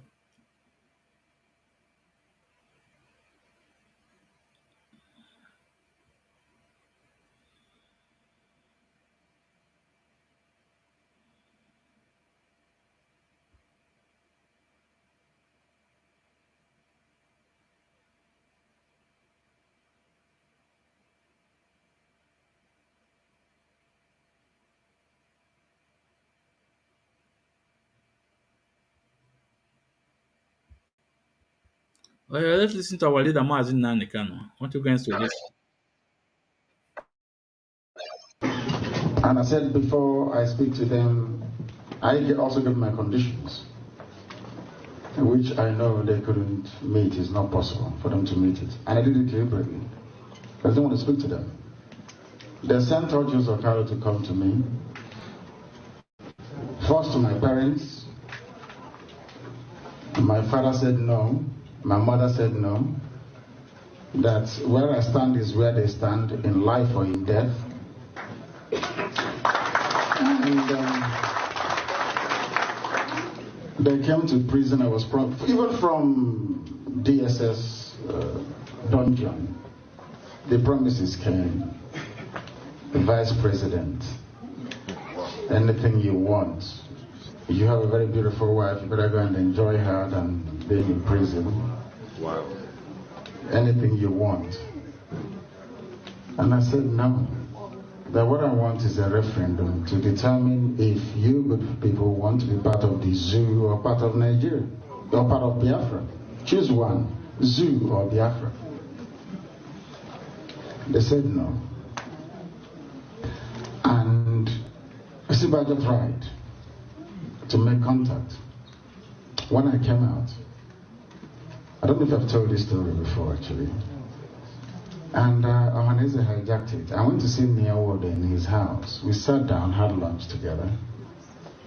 And I told him what my conditions were to lift the boycott in Anambra State, which they couldn't meet. And I said to Nwodo very simply, go to Abuja and tell these people that these are what our people are asking for. I said to him, go and bring us something. Not for me, for everybody. He went there and started negotiating for a ministerial position for one of the children. I'm telling you, one of them is fact, ask him. Somebody asked him, but you people are being called to Asorok because of Nnamdi Kanu. Why didn't you tell him that you're going to Asorok? He said it is for Igbo leaders. And once the powers that be knew that he hadn't IPOB support, they just gave them 5 million naira for transport and dismissed them. Hadn't Nyawodo remained with me, when the governors called me, I told them the same thing in front of Professor Ben Wabese. They said, oh, but Nwodo, Soludo, Premadi is upstairs. Do I want them to come? I said, no. Government House Enugu. The former DSS director came with his bags of money in euros, in white sacks to bribe. Ask anybody working in Government House in Enugu. I said, no, I don't want to see them.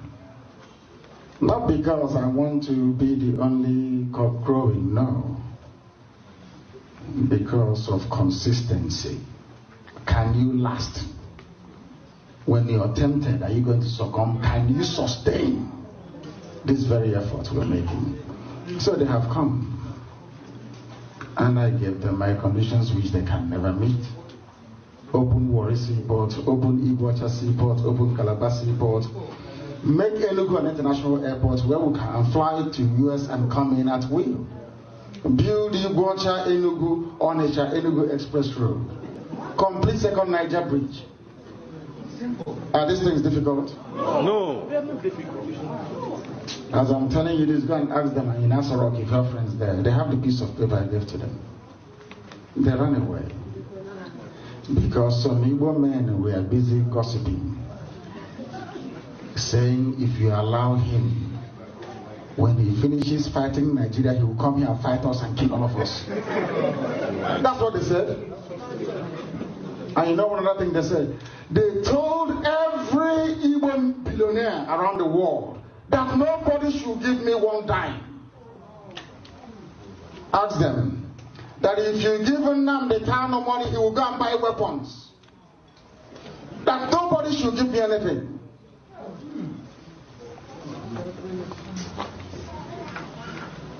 I'm going to hear in Agabiga, you won't believe it. That we are here by the grace of Elohim, not by any of our strength, to be honest with you.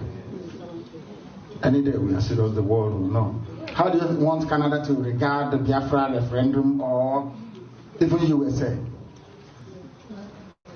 The people that the ambassador knows are the governors, or maybe Hanese. Did you people not hear that British government went to Biafra land when I was in prison?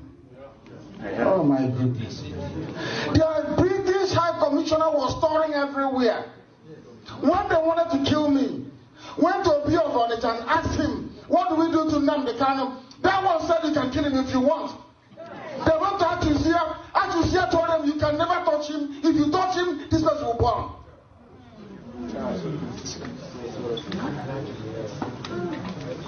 How many times has the US government been to Enugu? They go to Ohaneze. I don't want to say it. They went to Ohaneze and the governor. They asked them, what do you want? Oh, leave those rascals, leave them. Miscreants. We want restructuring. What they're asking for is untenable. But the same man said if there is no restructuring, they'll join IPOB to do Biafra, isn't it? Did he complete what he said? No. Is he doing what he said he's going to do? No. And you want me to work with these people? It's not going to work. I say, and I'm attached to know him. Everything I do, I say it in the open. Not gossip. And those that spoke to Uche, I am going to Chicago to broadcast live to the whole world and tell them they're in trouble. I've told them every time they contributed to IPOB will be announced for the world to hear. Tell them there'll be no hiding place for gossipers, in as much as I'm concerned, because I know what I've committed to this very movement. Not that I'll become Biafra president. No. So that I can take Nnamdi and Nnamdi back to the land of his ancestors. To that same land that Chukwu Kabiyama said, you people must be here. I'm fighting for Biafra that we may be free. Thank you.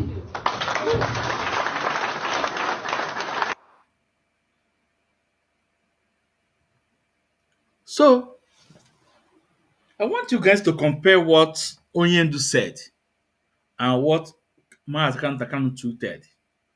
The message to Soludo. Tell me that what Kanu said is lie. Ezoku Chineke, heavy and jealous, and the love Biafra have for Mazi Nnamdi Kanu. Let's start with Nwodo. Nwodo said, if if they refuse to give them the structuring, that they will join IPOB struggle. They will join Biafra struggle. Alpha, Anamaju na Alpha. Where is Nwodo today? Where is Nwodo today? Did Nwodo did what he said? The answer is no. Ụmụ nwoke amụ mmiri. Ụmụ nwoke amụ mmiri. Now, Governor Soludo, ka e play your ego or your political career in a sick, or maybe they told you if you can be a stop to Mazi Nnamdi release, that your upcoming election will be successful. They will leak it because they don't vote in Nigeria. All they do is leak. What makes you to make that statement?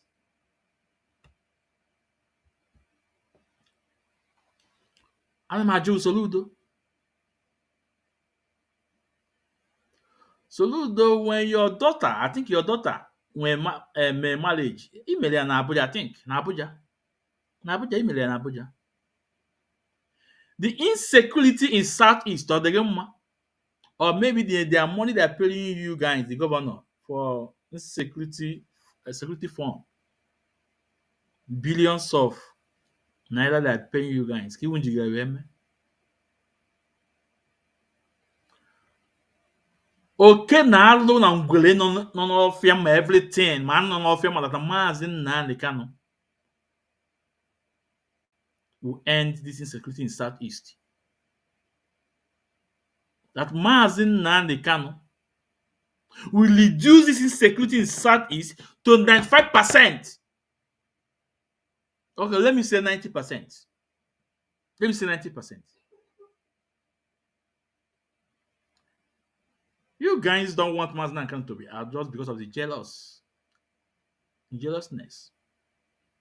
But let me tell you, Charles Soludo.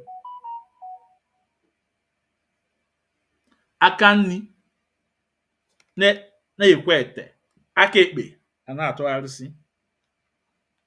Akanni na-ekwe ete aka ekpe na-eme gị na-atụgharịsị. Ka ịma nke mara nke ọzọ. Mazi Nnamdi Kanu is a messenger, and nobody can stop Mazi Nnamdi Kanu until he fulfill his mission on this earth. Nobody can stop him. Not even you, Soludo. You're turning around. Your partial turning around against Mazi Nnamdi Kanu release is suspicious. But guess what?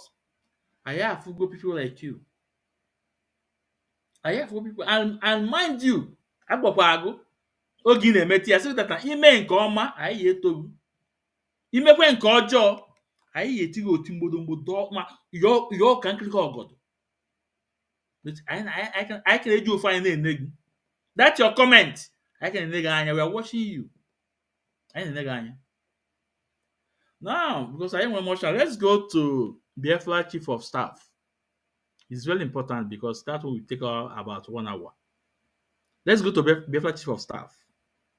Christopher Musa. It's very, very important. Let's go there.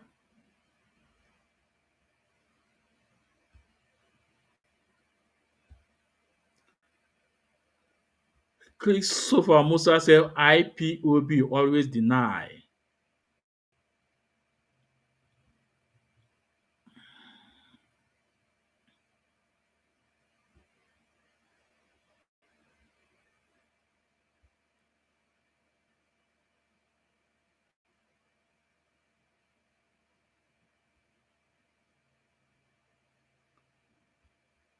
So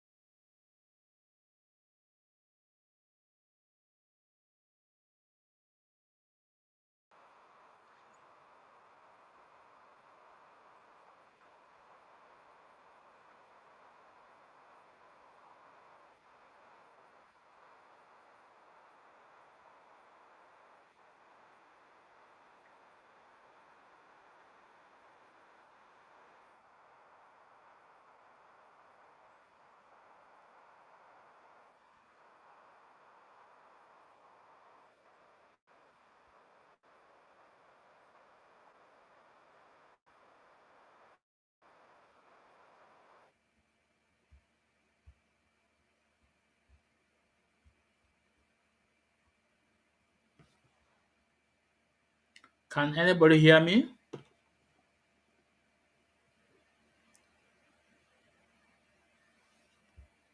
Can anybody hear me? Hello?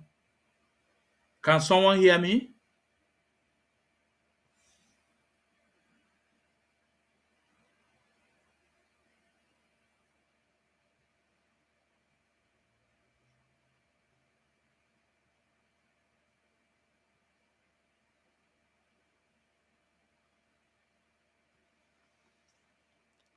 Hello? Can someone hear me? Can anybody hear me? Okay, I think I'm coming out now. Can anybody hear me? Hello? Can someone hear me?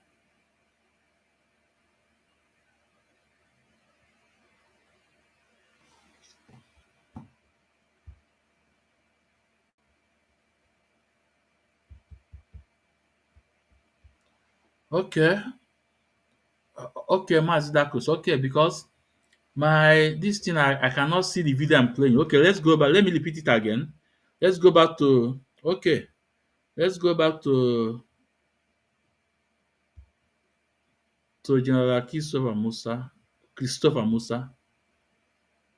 Let's go back. Let's see.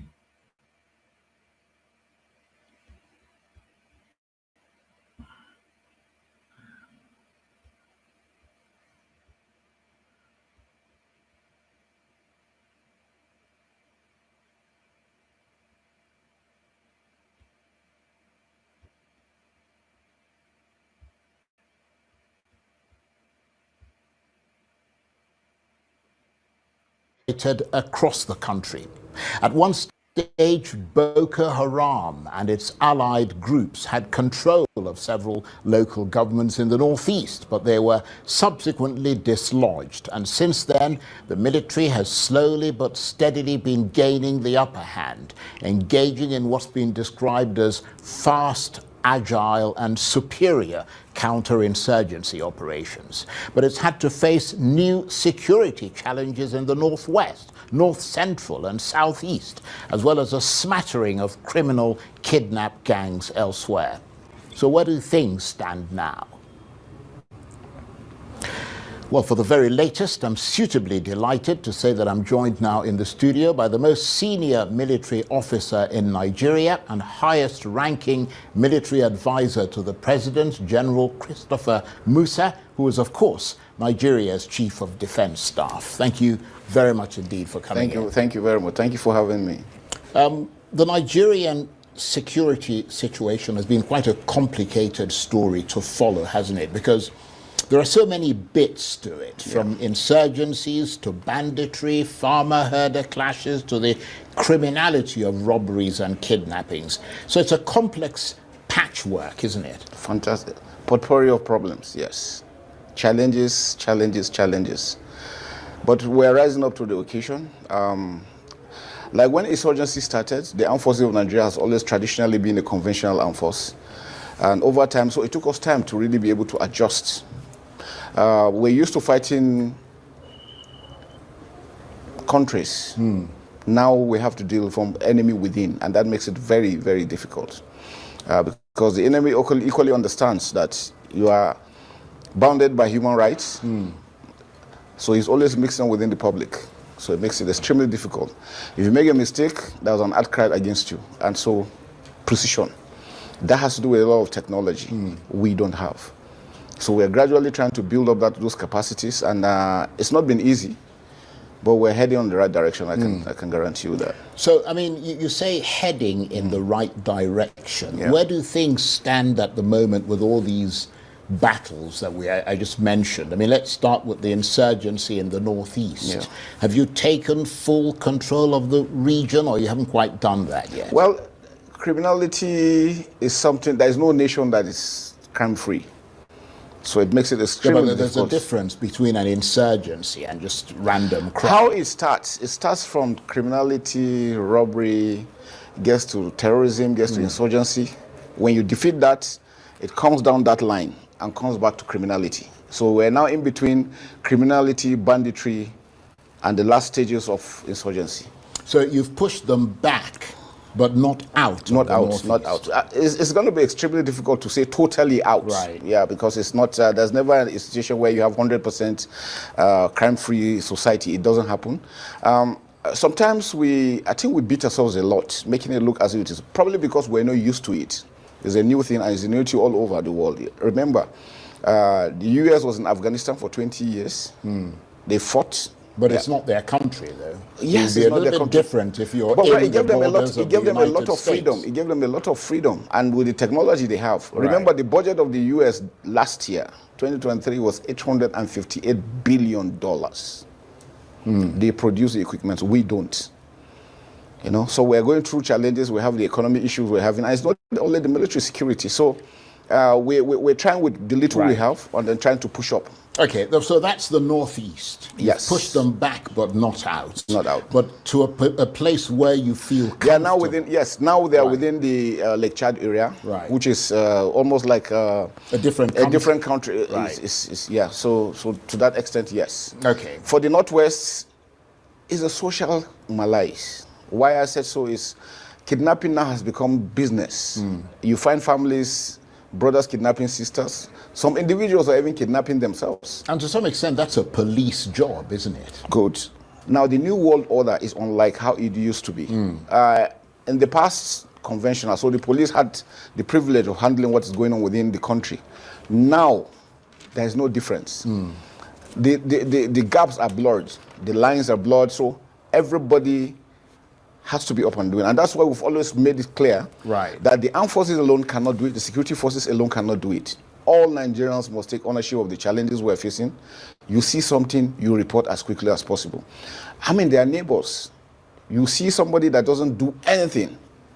He's driving a flashy car, living larger than life, no place of income. But everybody keeps quiet. So it makes it, we can't be everywhere. So we need the citizens to take that ownership, to know that they have a responsibility too, to rise up and checkmate such things. And that's the only way it makes it a lot easier for us to work. And I'm happy with forums like this that we'll be able to highlight things we're doing and the need, appealing to Nigerians to also cooperate. We're getting that kind of, and that's why you see it's getting better. I think in the entire North Central, Northwest, Northeast, is really getting better. We came in last year. The present regime came in, and when we came on board, we realized these are the issues. We need to appeal to all the governors, all the stakeholders to be part of the success. And we are getting that support, and it's making it a lot. And that's why you see things are really beginning to pick up. It's slowly. Certainly the North Central region, which has been battered by sort of farmer-herder clashes. I mean, things seem to have quietened down there a bit. I mean, we're not in the business of just sort of knocking where there's some success, we obviously acknowledge do appreciate that. I mean, that, yes. how has that been achieved? No, it's been well because, like I said, it's a whole of society approach, and that's what we adopted. My philosophy has been people-centric. The armed forces firstly must ensure that we show that we're committed, we're sincere, we're impartial in what we are doing. And that is what Nigerians have seen. And then people are now warming up. Now people are no more scared of. You see, this is the problem I have. This is the problem I have with some journalists, because sometimes they are also part of the problem. Sometimes they are also part of the problem. You can see the journalists from Arise TV saying farmer header clash. And how will you call this farmer header clash? Mazi Nnamdi would have debunked these lies. How can you say farmer header clash? How can you say clash with someone that have AK-47, have military hardware, against a farmer that have nothing? How can you call this a clash? What is happening in Benue State? Is it farmer header clash? That a whole community have been drove out and foreigners have been taking their land, grabbing their land? How about Plateau State? How about Yobe State? How about South Kaduna? Is it farmer header clash? Now, Christopher Musa, I will use my leader message to educate you. To educate you. You can see you put on a military uniform. I also I also put in on a military uniform. If we are in Nigeria, I cannot wear this. But in Western world, there's nothing. This is nothing. No, this is just to promote their country military. Being with them. They are happy when they saw us putting their uniform. But in Nigeria, they cannot do that. You'll be beaten, comot all your teeth, put in jail just because he put on a camouflage. Now, I want to use my leader's message to educate you because we can see where you are driving to. You are saying the citizens should help. If you see someone that driving a flash car, report that person when he's doing nothing, then no. We are referring this flash car to the south. In the north, the Boko Haram drive flash car. The East Ban are what call drive flash car. They are talking about the problem in the north. You are referring to the south when they have not asked you. Now let me bring the message from our leader Mazi and Kanu to tell you people that cause this insecurity in the north, also down to the south. Ka ntie gị oti mgbolomgbo ute eziokwu Chineke.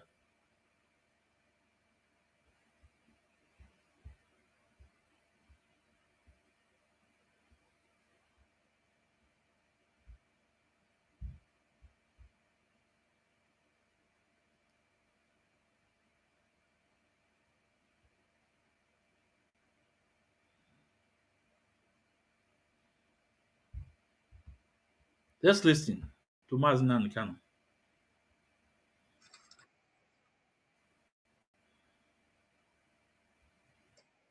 Very clear.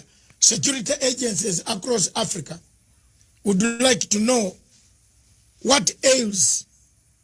Why is Buhari? By the way, is Buhari, or we have a problem here? Because a human being should understand that people are dying. The army, Nigeria has a huge army. Is the army coward? Are they cowards? Do they protect who? Are they protecting the territory of Nigeria? How does the army allow people to come and kidnap citizens, take them, then in piecemeal release them 2, 3, 4 back? Who are these? Is it an internal collaboration between the army, Buhari, and his generals? Who is commanding this army? Surely the army that cannot even rescue 5 students from girls who have been abducted. What type of army is this? Is there a bigger thing than Boko Haram? I have been requested by another reader from Tanzania to say, why is this Boko Haram menace never cleared? Why is Nigeria not asking for external help to come in to help them? Is it because they want it themselves? Please shed some light to our viewers. I want Africans to understand one fact today. The entire terror architecture in Nigeria is hinged on the political aspirations and hegemonic tendencies of only one tribe, the Fulani. We have no issues with the Hausa, the Bachama people, and all the rest of them. It is the Fulani. And this game plan has been in existence for a very, very long time, nearly 200 years ago. And they must execute it. I want Africans to understand that only the Fulani tribe alone financed and sponsored almost 6 terror groups exclusively by themselves. Before Buhari came into power in 2015, he said, at the height of the insurgency, an attack against Boko Haram is an attack against the North. I will leave that to one side. I want your viewers to understand something today, which previously maybe they may not have been aware of. Do you know that Boko Haram nominated Buhari as their chief negotiator in 2014-2015? Are people aware of that at all? Do you know that these same people only a few years ago said that these murderers and these rapists, they are our misguided brothers? Do you know that their so-called Sheikh Gumi, who happens to be very close to the presidency, I need you to understand this very clearly, the one negotiating with the bandits, are you aware that their recommendation is for ISIS and Boko Haram to merge together, that they can come south? I want these points to be noted by your viewers all over the world. So when you see these people, you ask them these questions. Do you also know that the leader of the dreaded ISIS in West Africa province, ISWAP, his name is Al-Banawi. Al-Banawi is the son of Yusuf Mohammed, the founder of Boko Haram. Do you know that this man was arrested around about the same time that I was in detention in 2015?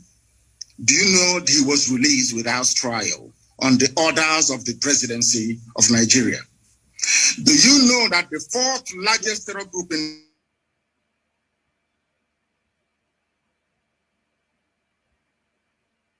the world, the Fulani headsmen, which the whole world knows, the fourth largest terror group in the world, they are Miyetiala.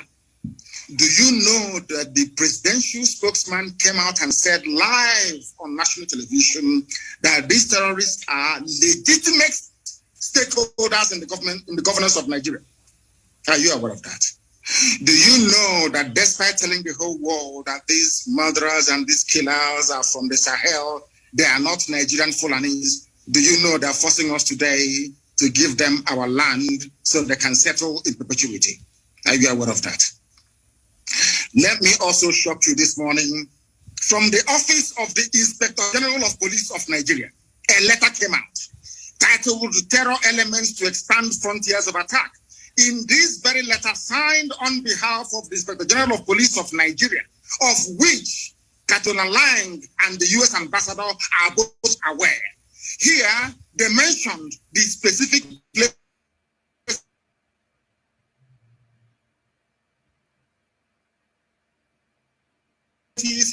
where they claim the leaders of Boko Haram are hiding. Understand this. I want the world to know that this Fulani expansionism is a well-planned, orchestrated move to take over the land of indigenous people and hand it over to marauding Fulani nomads across the Sahel. A letter from the IG of Police of Nigeria. In this very letter, they mentioned the names of the places where they felt or they believed their intelligence told them that these people are hiding.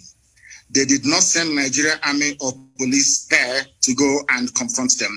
Instead, they sent them to Imo State. They sent them to Abia in Biafra land and gave them an order to shoot at sight. And I want you as a journalist, I want you as a lawyer to go back and investigate through the history of Fulani-funded terrorism and insurgency in Nigeria. Try and see if there is any instance where the IG of police or the chief of army staff has ever said to the troops, shoot at sight anywhere in the north. It's never happened before, only in Biafra, a few days ago. That is to tell you that this is a well-planned pincer movement, basically from the east and from the west, in order to try to take over the geopolitical space of Nigeria for Fulanis across the Sahel. These are the things you need to ask yourself this question. You've been talking about Boko Haram, ISIS, all these murderers all over the place. Ask yourself this question. Has any Boko Haram been convicted before of any crime in Nigeria? Ask yourself this question. Now, let me put it to you Africans and to the whole world at large on this your program today. I know that a while back, Al-Shabaab attacked a few shopping malls in Kenya. Is that correct? Yes. Now, maybe you live in Kenya. You are now residing in Kenya. Is that correct? Yes. Don't worry. Yes, I am here. Now, how do you think Kenyans will feel if President Uhuru Kenyatta were to grant some kind of amnesty to Al-Shabaab to now say, Al-Shabaab, you know what? Come and become part of Kenyan army. How would you feel? I think the Kenyans will go to the streets. The Kenyans will catch the Al-Shabaab and will roast them on the streets. Now, let me tell you this. This is something that Africans don't know. Yes. Do you know that Nigerian army being sent to Biafra land today contains elements of Boko Haram and ISIS in it? Yes. Because they are now part and parcel. I've seen the reports, yes. Now, let me ask you this question. When people say we shouldn't fight the army or their police, how do we know who they sent to us? How can you distinguish between a terrorist in army uniform and a serving patriot in Nigerian army? That's the question I'm asking the whole world to answer. How do we know? They incorporated terrorists into their security architecture. How do we know who is who? Okay. How? How? Thank you very much, Your Excellency. Let's just take a short break and take water. Musa, Christopher Musa, this is just the beginning. I hope I have just educated you a bit through Mazi Nnamdi's message. And I know you are from the Middle Belt, from Benue, if I'm not mistaken. Can you be honest, man, and tell yourself the truth? Or do you want to play the part of T.Y. Danjuma? And today, look at what is happening to his people.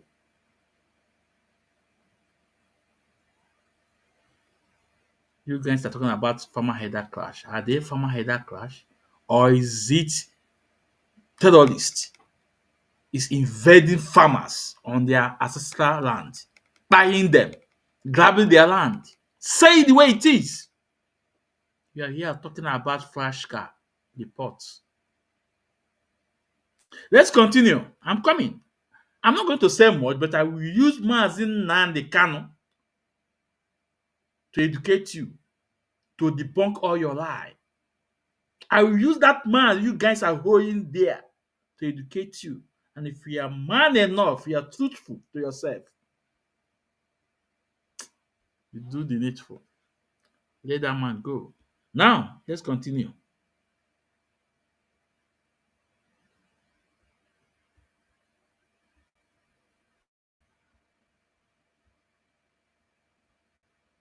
Of reporting because they know that they will be protected.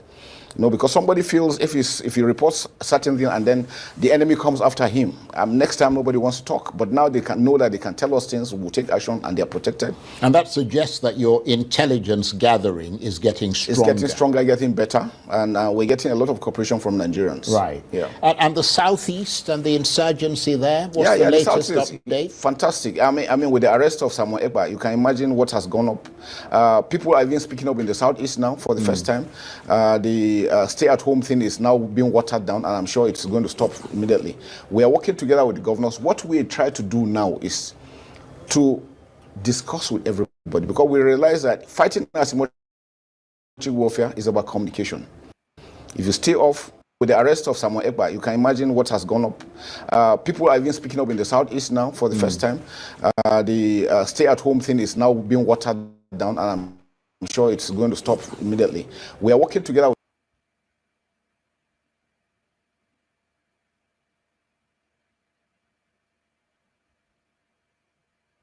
Biafrans, do you guys hear what this man said, Musa said? Do you guys understand what he just said? He said with the arrest of Simon Ekpa, people are now speaking up. With the arrest of Simon Ekpa, people are now speaking up.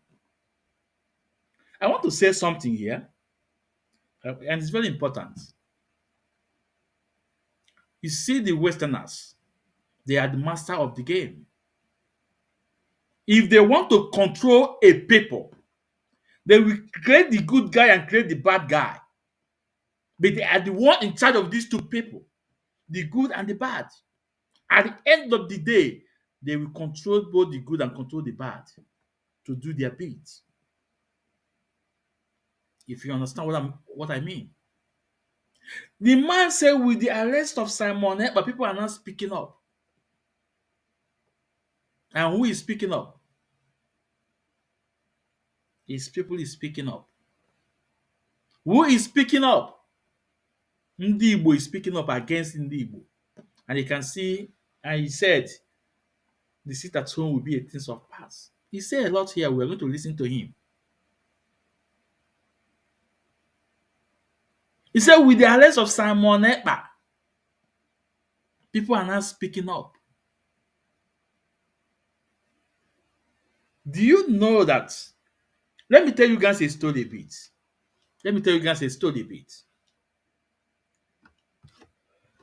There was one hard drug cartel. The man is very strong.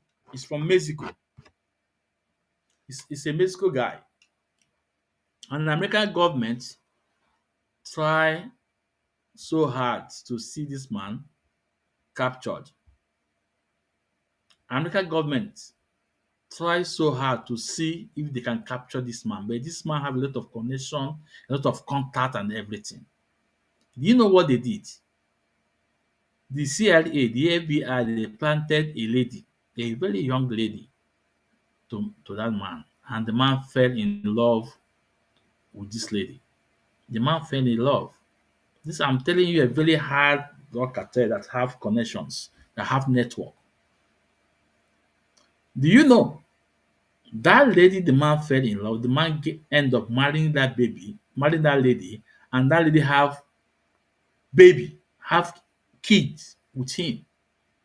The man feel that, yeah, she is my wife, she'll always be at my back, and he starts, losing or starts, getting free to someone he called wife. But he does not know that that guy is still working under American government. The lady he got married that have baby with him. When the lady got all the information he needed, he passes to American government. And guess what? The man get arrested. So who on earth we told that man that wife is an agent. The woman he got married to have baby with him. That the woman is an agent. Who on earth we told that man? The man will believe nothing. So there is a lot that's happening to me and you. You will think that it's impossible, but it's possible for these people to plan. If the general can tell you that people are not speaking up after the arrest of Simon Ekpa, more are coming up. There is something that we don't know. That's why I told you guys.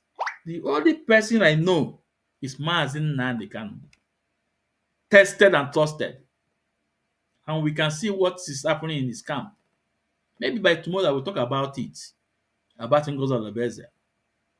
He said people are now speaking up. And that's why we see the destruction of our people's home, attacking the men on ground for Simon Ekpa's side. We saw it on media. He said people are not speaking up. Let's continue listening to him. Let's continue. It's very important.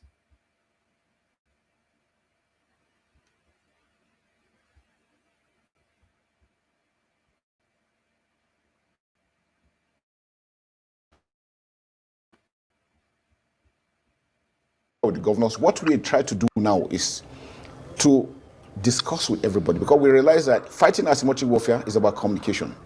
If you stay off and people don't know what you're doing, you get into trouble. So we're taking everybody around, we're bringing everybody together to know that they have a responsibility to do, and that's what's giving us the successes.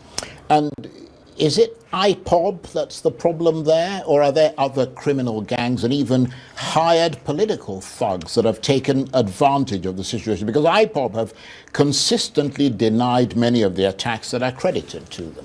Well, they always want to deny it. I mean, basically, but everybody knows, they know it, that they're the ones. It's Ipob and ESN, and again, criminal elements. Normally when there's impunity, a lot of acts of criminality, and then criminals take advantage of that. Everybody wants to be part of it, and that's what's happening. But I mean, insurgent groups tend to want to, admit that they've done, claim responsibility. Yeah, I mean, it gives them power and, yes. and makes them more feared. So why would Ipob say they're not the ones who are doing it? Well, probably because of the nature of the individuals that are involved. It's a two different. The one in the northeast, basically most of them are illiterate, not too well learned. The ones in the southeast, some, so they know the implications of what they are doing, and that's why they want to stay away, because in case they have been arrested, they don't want to be prosecuted. So those are the difference we have. But we know them, and then with the arrest, things are really good. Right from the presidency, the judiciary, the National Assembly, the National Security Advisor, the ministers of defense, Minister of State Defense, we are working as a team. And I think that's what's giving us this impetus, because we all know these challenges and we're facing them squarely. And so we have the... Now, let's say something a bit, my people. The man said to him that IPOB have continued to tell the world that they are not involved in this shenanigans going on in Southeast. And the guy said that he mentioned ESN, mentioned IPOB. He said that he know that when things like this are happening, that criminal will take advantage of this, of the situation to act. So when things like this are going on, criminal will take advantage. Just like how Dave Umahi said that he will create a parallel IPOB. And today we see what is happening. We saw what happened in Imo State, the prison plague. When AIG had been in Abuja, want to blackmail IPOB, and it was the state governor, Hope Uzodinma, that said, no, this is not IPOB. It's a political issue. It's a political talks. You guys are the one doing all this. You guys are the one. And that's why they have Dave Umahi about the list of Mazi Nnamdi Kanu, and you say you don't want to talk about it because you know that his hand is not clean for what's happening in Southeast. Let me play it for now. I think I have that video. Let's see if you can play it. When the same man that's putting this question to General asked Dave Umahi.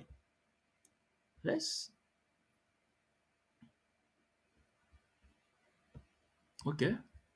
Let's listen. It's very important.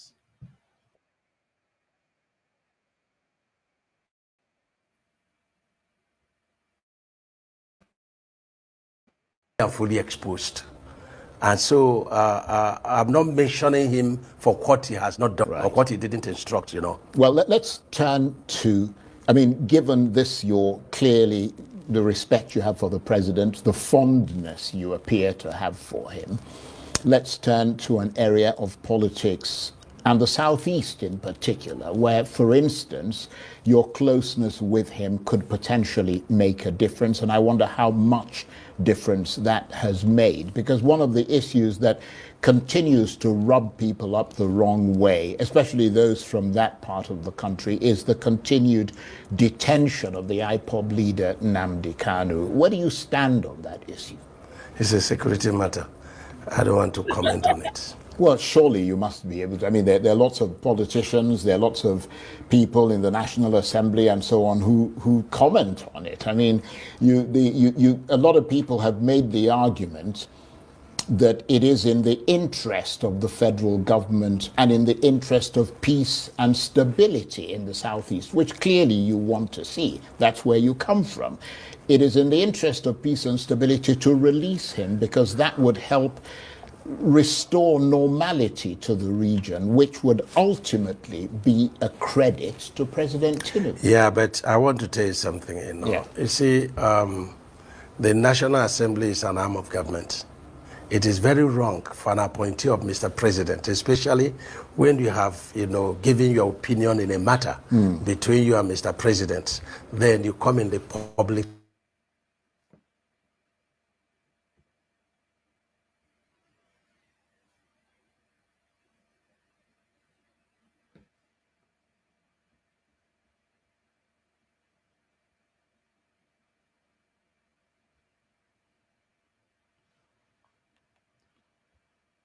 What is happening? to talk about it. It's for me, it's disrespectful and it's unprofessional and unethical. I was a governor, and I wouldn't love it if somebody did that to me. So I wouldn't want to comment about it. So basically, you don't want to comment on the fact that you feel that it would have a good impact on the troubles in the southeast if somebody like that. I say I don't want to comment about that. Right. You know, that if you have had a discussion with your boss, whatever may be the outcome of that discussion, it should be between you and your boss. And Right. that's why when we pick, our out of office paper, and then you now read through it, people undermine that out of office. But it's very important to fall back on that. So what does the oath of office when say you discuss about a matter with your principal, you don't have to start disclosing it to the public, unless.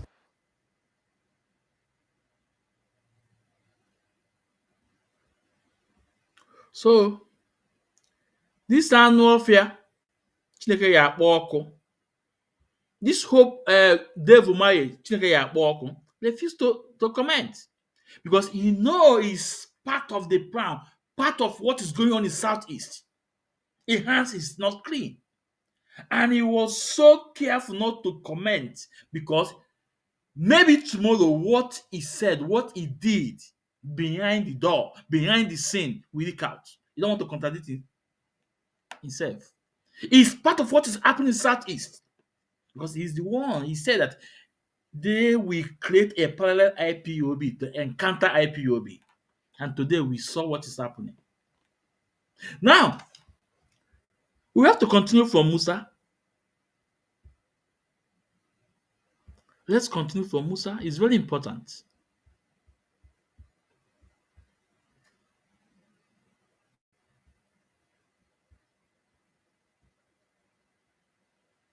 Nigerian army battering away at these many security threats, across Nigeria. How much of these collective challenges weakened the Nigerian army? And are you able to give us a broad sense of the losses that the army has sustained as a result of these multiple conflicts? I mean, I wonder how much the army's been hobbled by them.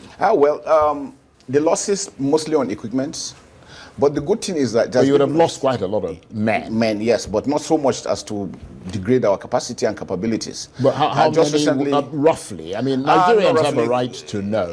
We'll make that available. Now I don't have the figures. I don't want to speculate. Right. Yeah, we just at Depot Nigerian Army last week we just graduated another 5,800 recruits. Right.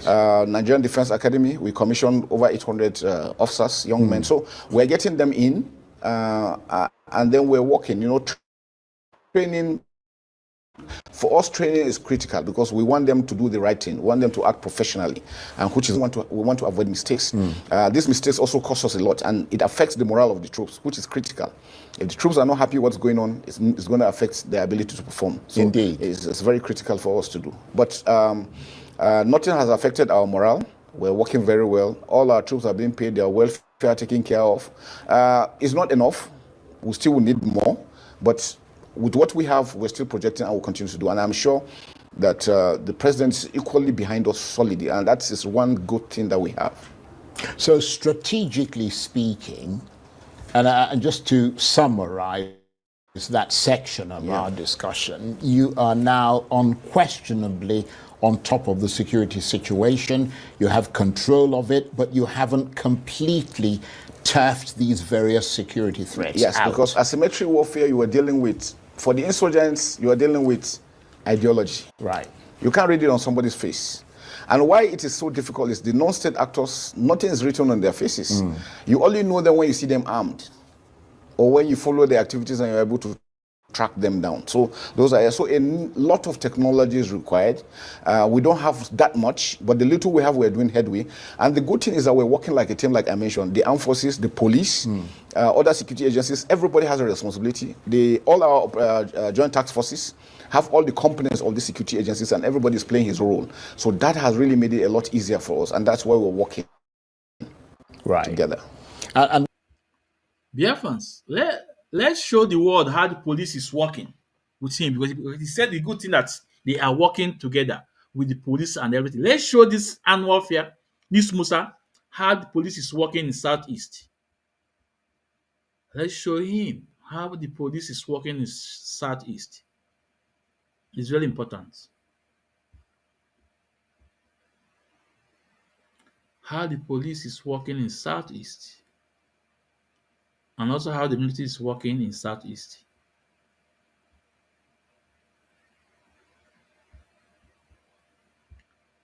Okay, Musa. Yeah.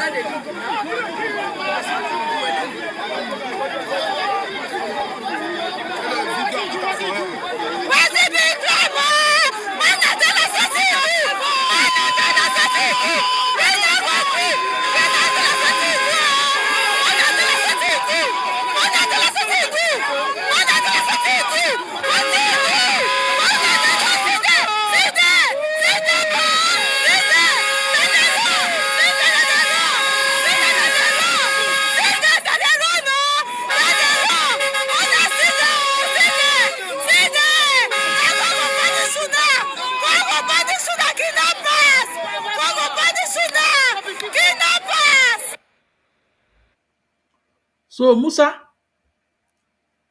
this is how the police is working with you in Southeast. This is how the police is working with you in Southeast. Kidnapping a young man in the broad daylight. If not that woman that lays her voice. Wetin he do? Wetin he do? Mona tell us wetin he do. See them more kidnappers and they start panicking. They start, fear grip them. That was the savior of that young man. And believe me, if not that woman, I'll call her angel. If not her, this man may go with them and may not come back alive. So this is how the police is working with you, Musa. Chineke kpọọ ọkụ. Chineke kpọọ ọkụ. Now let's continue.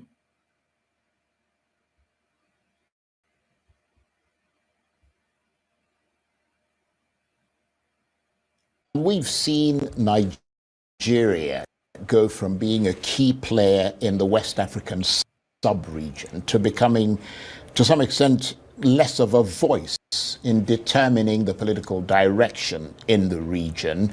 I mean, a few years ago, Nigeria was leading the charge to restore democracy in Liberia, in Sierra Leone, even more recently in the Gambia. Yeah. But, I mean, following all these military coups in the Sahel and the failed attempt by President Tinubu to intervene to restore democracy. And we're still playing major roles. As we speak, you remember we just finished the African military games. We had the Malian team, we had the Burkina Faso, and we're doing so. Very soon, we're also going to meet the Malian teams and the Burkina Faso guys. So we're working around the clock. Militarily, Nigeria is still strong. As we speak, we have our troops in Gambia, in Central African Republic, in politicians, a politicized army. I mean, all kinds of issues. And that sense, there is that sense in Nigeria still, and I'm sure you hear it from time to time, where people say, you know, we need to bring mercenaries into this country. No. Well, what is your reaction to we don't need mercenaries. We don't need any foreign boots on Nigerian soil, and that is not even being thought out. We don't need any military base. You remember because of the I was going to ask you about the military base, but just let's talk about the mercenaries first. The mercenaries, no, we have the capacity to do that. We have told all the countries we do training together. All we need is to get these equipments that we are fighting. Now, this war that we've been going has enabled us to also build up the capacity of also producing our own equipment. That we're doing. I just came in from Jaji this morning. We got some, we're now converting and producing our own APCs gradually, assembling them for now, before we start. Who caused the war? Who caused it? I'm asking you. Who caused it, Musa? What's happening in Nigeria today? The insecurity, who caused it? Oh, you don't know? Oh yeah, I want you to listen to the messenger, Mazi Nnamdi Kanu. Listen to him. Let him educate you with facts.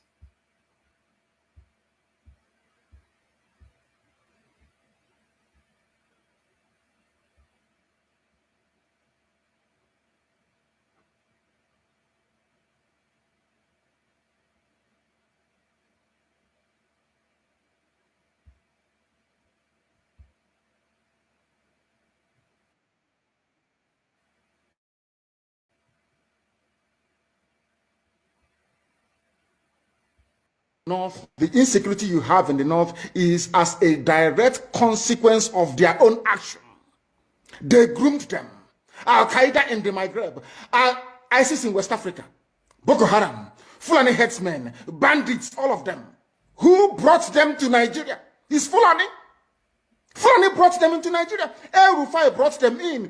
Bauchi State Governor brought them in. Are you people deaf and dumb and stupid? When you come out and you pretend, oh, we are one Nigeria, go and show me. Somebody was asking, where is the boundary, where would the boundary of Biafra begin? And I asked the fool, where did the boundary of Nigeria begin? People from Niger come in and go as they like.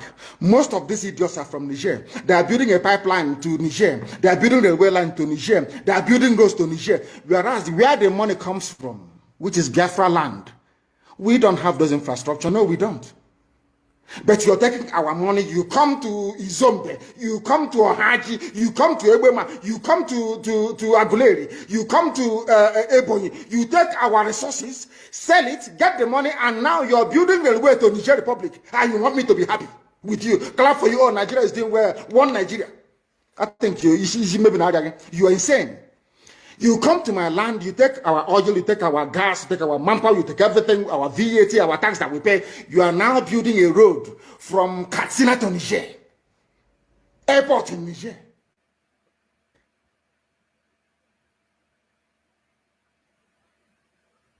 Refinery in Niger. You take oil, crude oil from my land, you take it to Niger, you refine it, you bring it back to me as a refined petroleum. Or as PPS as you call it. And you're telling me that that country is viable. You're telling me that Nigeria should be supported. We are in one Nigeria. We are not going anywhere. And you're dying every day. Because those that they appointed to speak for you, they gave them money and positions. So that they will come out on the pages of newspapers to give the world the misleading impression that everything is okay, when things are not okay. Go through the statements of Ohaneze and see the contradictions in it. Nigeria is not working. We are marginalized. And then you come back and say Nigeria is one. We must stay in it together. Are you not foolish? These are the useless intellectuals that you have. On one hand, you say Nigeria is not working. You're marginalized. You are being discriminated against. You're suffering. They're killing you everywhere. And you come back to the same place and say Nigeria must be one. Had Nigerians gotten together to say they want to be part of this useless contraption, that's entirely their business. I'm a Democrat, I've subscribed to it. But have you asked yourself this question? Why is it that all those asking you to remain in one Nigeria has something to gain from Nigeria, or they have benefited in the past? Nothing more, nothing less. I saw the letter that Atiku Abubakar wrote to President Biden. Inita Tukabaka said to come and help us fight terrorism in order to ensure that there will be no regional destabilization. That is their game plan at the US State Department for very many years, until we stepped in. They keep trotting out these lies. Once Nigeria breaks up, there will be destabilization in the entire region. I said it because you don't understand African history. Most of these people are not educated. When I say they say I'm insulting them, no, I'm not insulting you. Most of you are not educated. In Africa, we are tribal creatures in Africa. In Africa, we are tribal creatures in Africa. We always go back to our village where we were born, where our umbilical cord, how long, where it was buried. That's where we come from. That is why every Christmas, Easter, New Year festival, or August meeting, you see us migrating back to where we come from. And I keep saying these things to Africans, they don't understand it. They don't understand it. Everywhere in Africa during Christmas, if you like, be in South Africa, if you like, let it be in Kenya, you let it be in Rwanda, everybody from the capital goes to the village. If you go to Accra, the same thing happens. This past Christmas, if you like, go to Cotonou, go to Yaoundé in Cameroon. Everybody living in the capital cities of Africa, they go back to their villages. They go back to their tribes where they come from. Do they do that in the Western world? During Christmas, these people migrating from, oh, I come from Florida, I'm going to Florida. No, you don't. Because people come from where they are born. We come from where our ancestors were born. That is the difference between black people in Africa and those from Europe and other parts of the world. We come from, so if you ask somebody, where do you come from? He or she will mention their village. That is what makes us Africans. Very, very unique. If you destroy that, you're finished as a people. In Africa, we are tribal. First and foremost, we belong to our tribe where we come from. That is why our people need to appreciate this. Very, very critical. That Africa is restructured to recognize where people come from. All these artificial creations by Europeans, Nigeria, this and that, all that rubbish. That is why you can never ever make any progress for the next 6 billion years. You can never ever make any progress in the zoo. Why is it, if we are not tribal, why would a whole presidency come out, Fulani presidency come out and say, we are defending Fulani headsmen? A presidency of the whole of Nigeria, so to speak. It is because by instinct, we are tribal beings in Africa. That is why Nigeria is unsustainable. That is why the man from Ishekiri has to vote to say, this is where I want to belong to.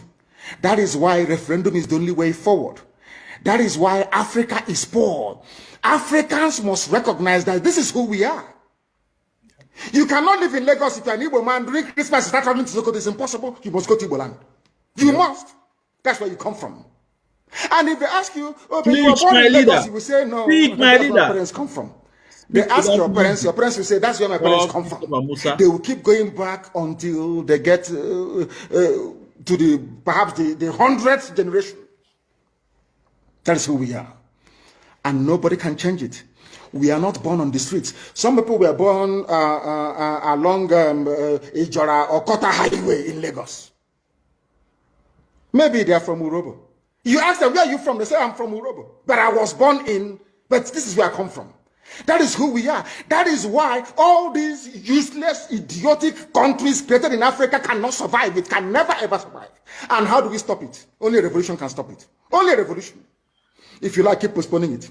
If you like, keep putting it off forever and ever. Only a revolution can solve this very problem, because under a revolution, the powers that be, those that be making your life a misery, will be overthrown. Nobody will say it's a coup anymore.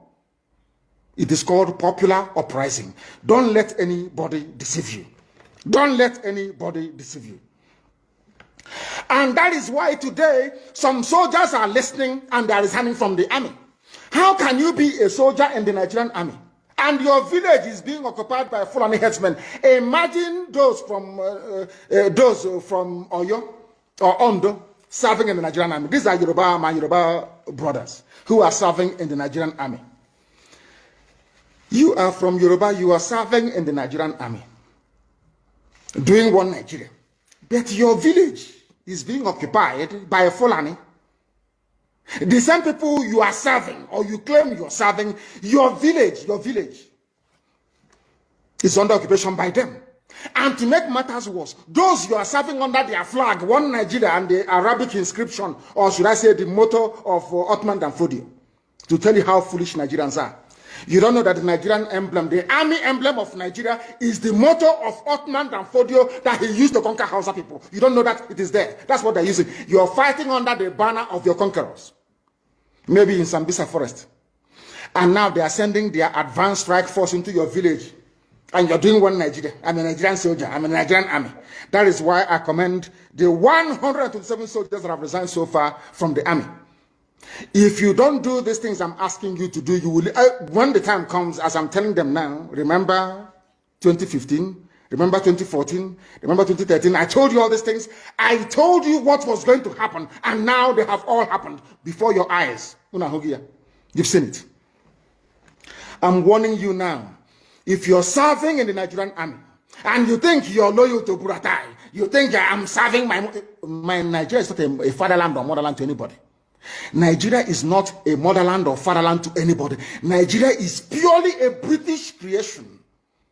A British creation. Because if Nigeria was to be a nation or country, there is no way those that call themselves the presidency Asoro can come out to support illegality in Ondo State.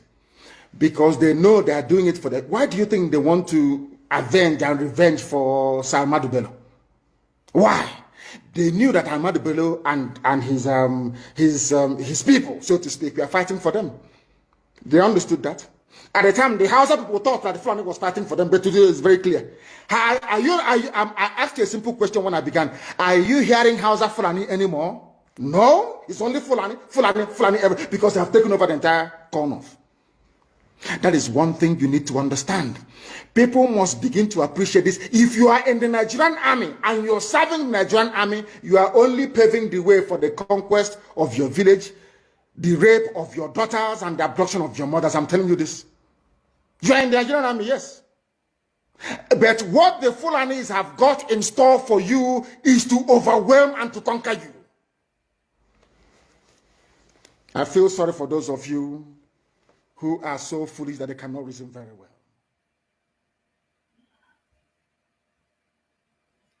Christopher Musa, our leader Mazi can end it and say he feels sorry for those of you who cannot listen very well. So Christopher, Musa, he can blackmail, he can lie, he can set up propaganda, or you can, but the world know the truth. The world, the good people of the world, the good ones know the truth. And that's why even in your own court, cannot even jail Mazi Nnamdi Kanu. He defeated you in your own court. He defeated the Nigerian government in their own court. In their own court. Now let me show you one more video before I go. How your military is was operating in Southeast. Let's show the world how your military was operating in Southeast. It's very important.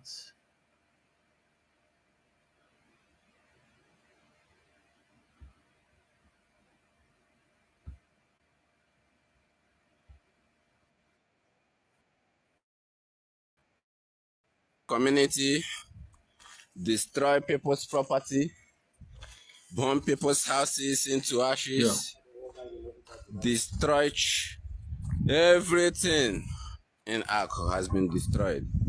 Every shop. And when is the hand on Akko again? Mother knows the hand. Shop on in, maybe such a shop or mother, but I should chat or mother who had their properties. Among Nigerians who the property in the mother. Don't them mother. Put on them mother. Now, ever not possible to I handle for the night. Them man up that so I have. On your about full, everywhere they are empty. Shops, people's shops. Shops in the mother. I forgot Chevenina. The people shot the whole property, people's property. Everywhere. I know now right now, 7th of December 2024, after the war in our people's houses were burned in our community. After the war, Tama Kaibera, can take the record and the details of what Nigerian zoo have done in our community. About everywhere, maybe a people's property. People are rendered homeless now. Children are motherless, fatherless. I don't know the kind of intimidation the people of Ako is receiving in Okigwe. Ebe niile gbara ọkụ, ndị zoo egbuola ha, ndị obodo egbu, ụmụ ogbenye atagbuola onwe ha n'ahụhụ. Ụmụ ogbenye atagbugo onwe ha n'ahụhụ n'obodo a. Enwe ụlọ ọnụ na-akụ na-ebughị bullet wound. Enwe ụlọ ọnụ na-akụ a na-agbata ha egbe. Enwe ụlọ ọnụ na-akụ a na-agbakọ ha. Ego obodo ara ndụ karịrị akarị. Pụtanya aha gị. Tobias. Aha Igbo ka ndị Igbo. Aha Igbo gị. Nkalele. Nkanele. Iwu onye elebe.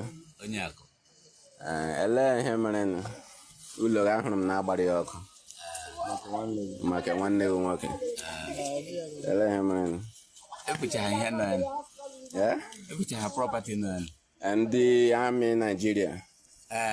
Ọkwa ndị Igbo, ndị Igbo. Ha eburuchara property ndị Nigeria. Ele ha gwara gị.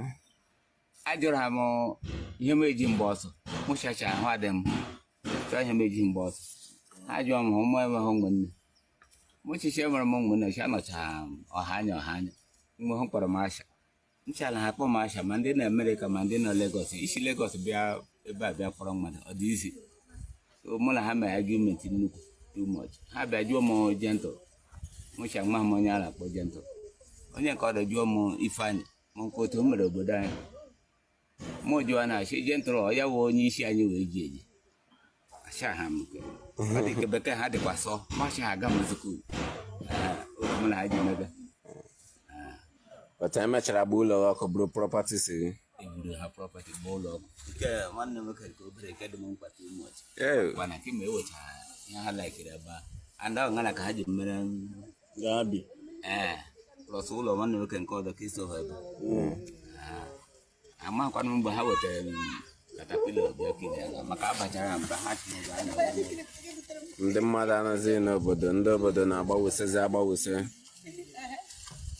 Akwụnụ na-ahụ ya ma ndị na-akpọta ndị amị n'obodo ha si n'ọka kacha mma. Ama m chi ndị ụlọ anyị aka ha nọ. Onye ha ji chi m afụchafụ. Maka mama ahụ nweta ụlọ anyị ha nwere ike ha agbanwe. Onye ha ji chi m afụchafụ.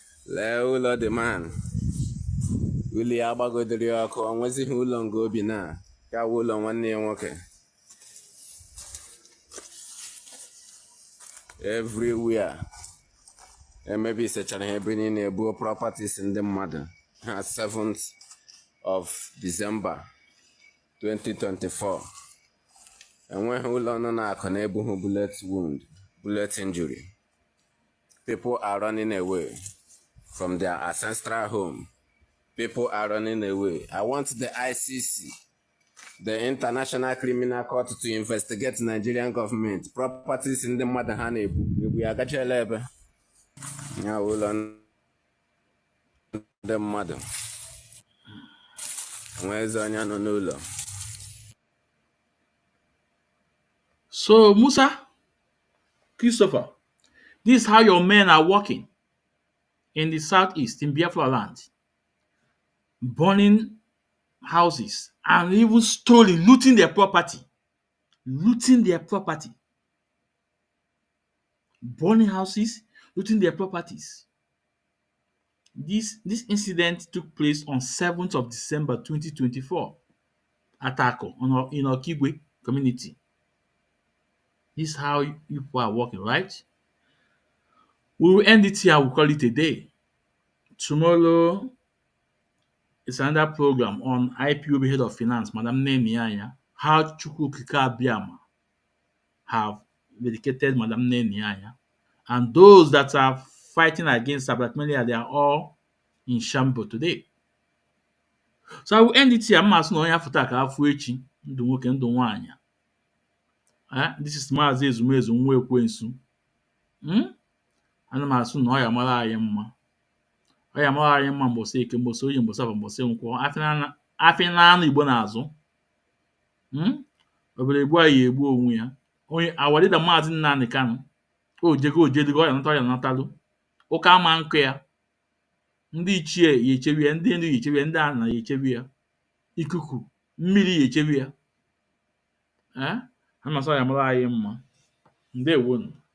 And tomorrow the program will be 8 o'clock. Please, if you have not subscribed at my YouTube, please subscribe to my YouTube, Ikechukwu Ezumezu. Because Facebook is messing up, so you can have another channel to watch our program. Ndewonu. Amara anyị mma.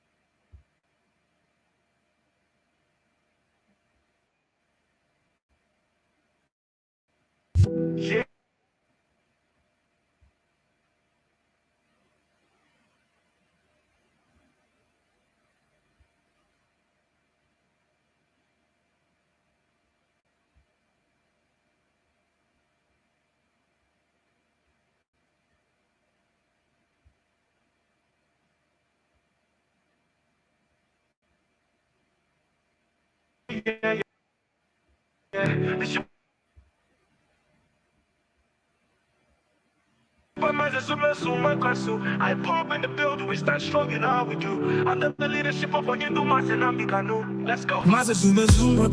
I rise like the sun, my spirit unbreakable. In the struggle for freedom, my resolve unshakable. From the streets to social media, I make my stand. A warrior with the voice fighting for our land. Ipob, we're the heartbeat of the nation. Our dreams of Biafra fill out to the nation. From Facebook to Twitter, we spread the truth. Mazi, Nnamdi, Kanu leading, guiding our youth. I'm a freedom fighter, flying high in the digital skies. Watch me touch the sky. Mazi, Superme, never back down. I be up with the voice of our town.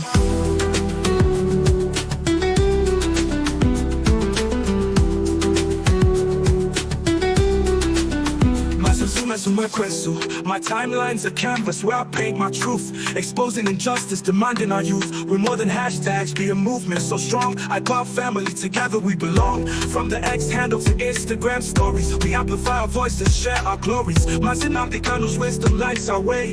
In this fight for justice, we won't sway. I'm a freedom fighter, flying high in the digital skies. Watch me touch the sky. Mazi, Superme, never back down. I be up with the voice of our town. From the X handle to Instagram stories, we amplify our voices, share our glories. Mazi, Nnamdi, Kanu's wisdom lights our way. In this fight for justice, we won't sway.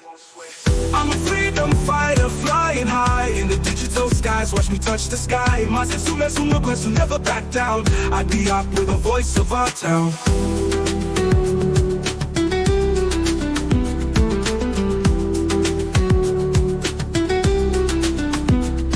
We're the echoes of history, the fire in our eyes. Our struggles not in vain, we reach for the skies. Mazi, Nnamdi, Kanu, our beacon of hope, guiding us forward, helping us cope. I'm a freedom fighter, flying high in the digital skies. Watch me touch the sky. Mazi, Superme, never back down. I be up with the voice of our town. Yeah, shout out to all my IPR brothers and sisters. Keep the flame burning, keep fighting for what's right. Mazi, Nnamdi, Kanu, we salute you. Mazi, Superme, signing out.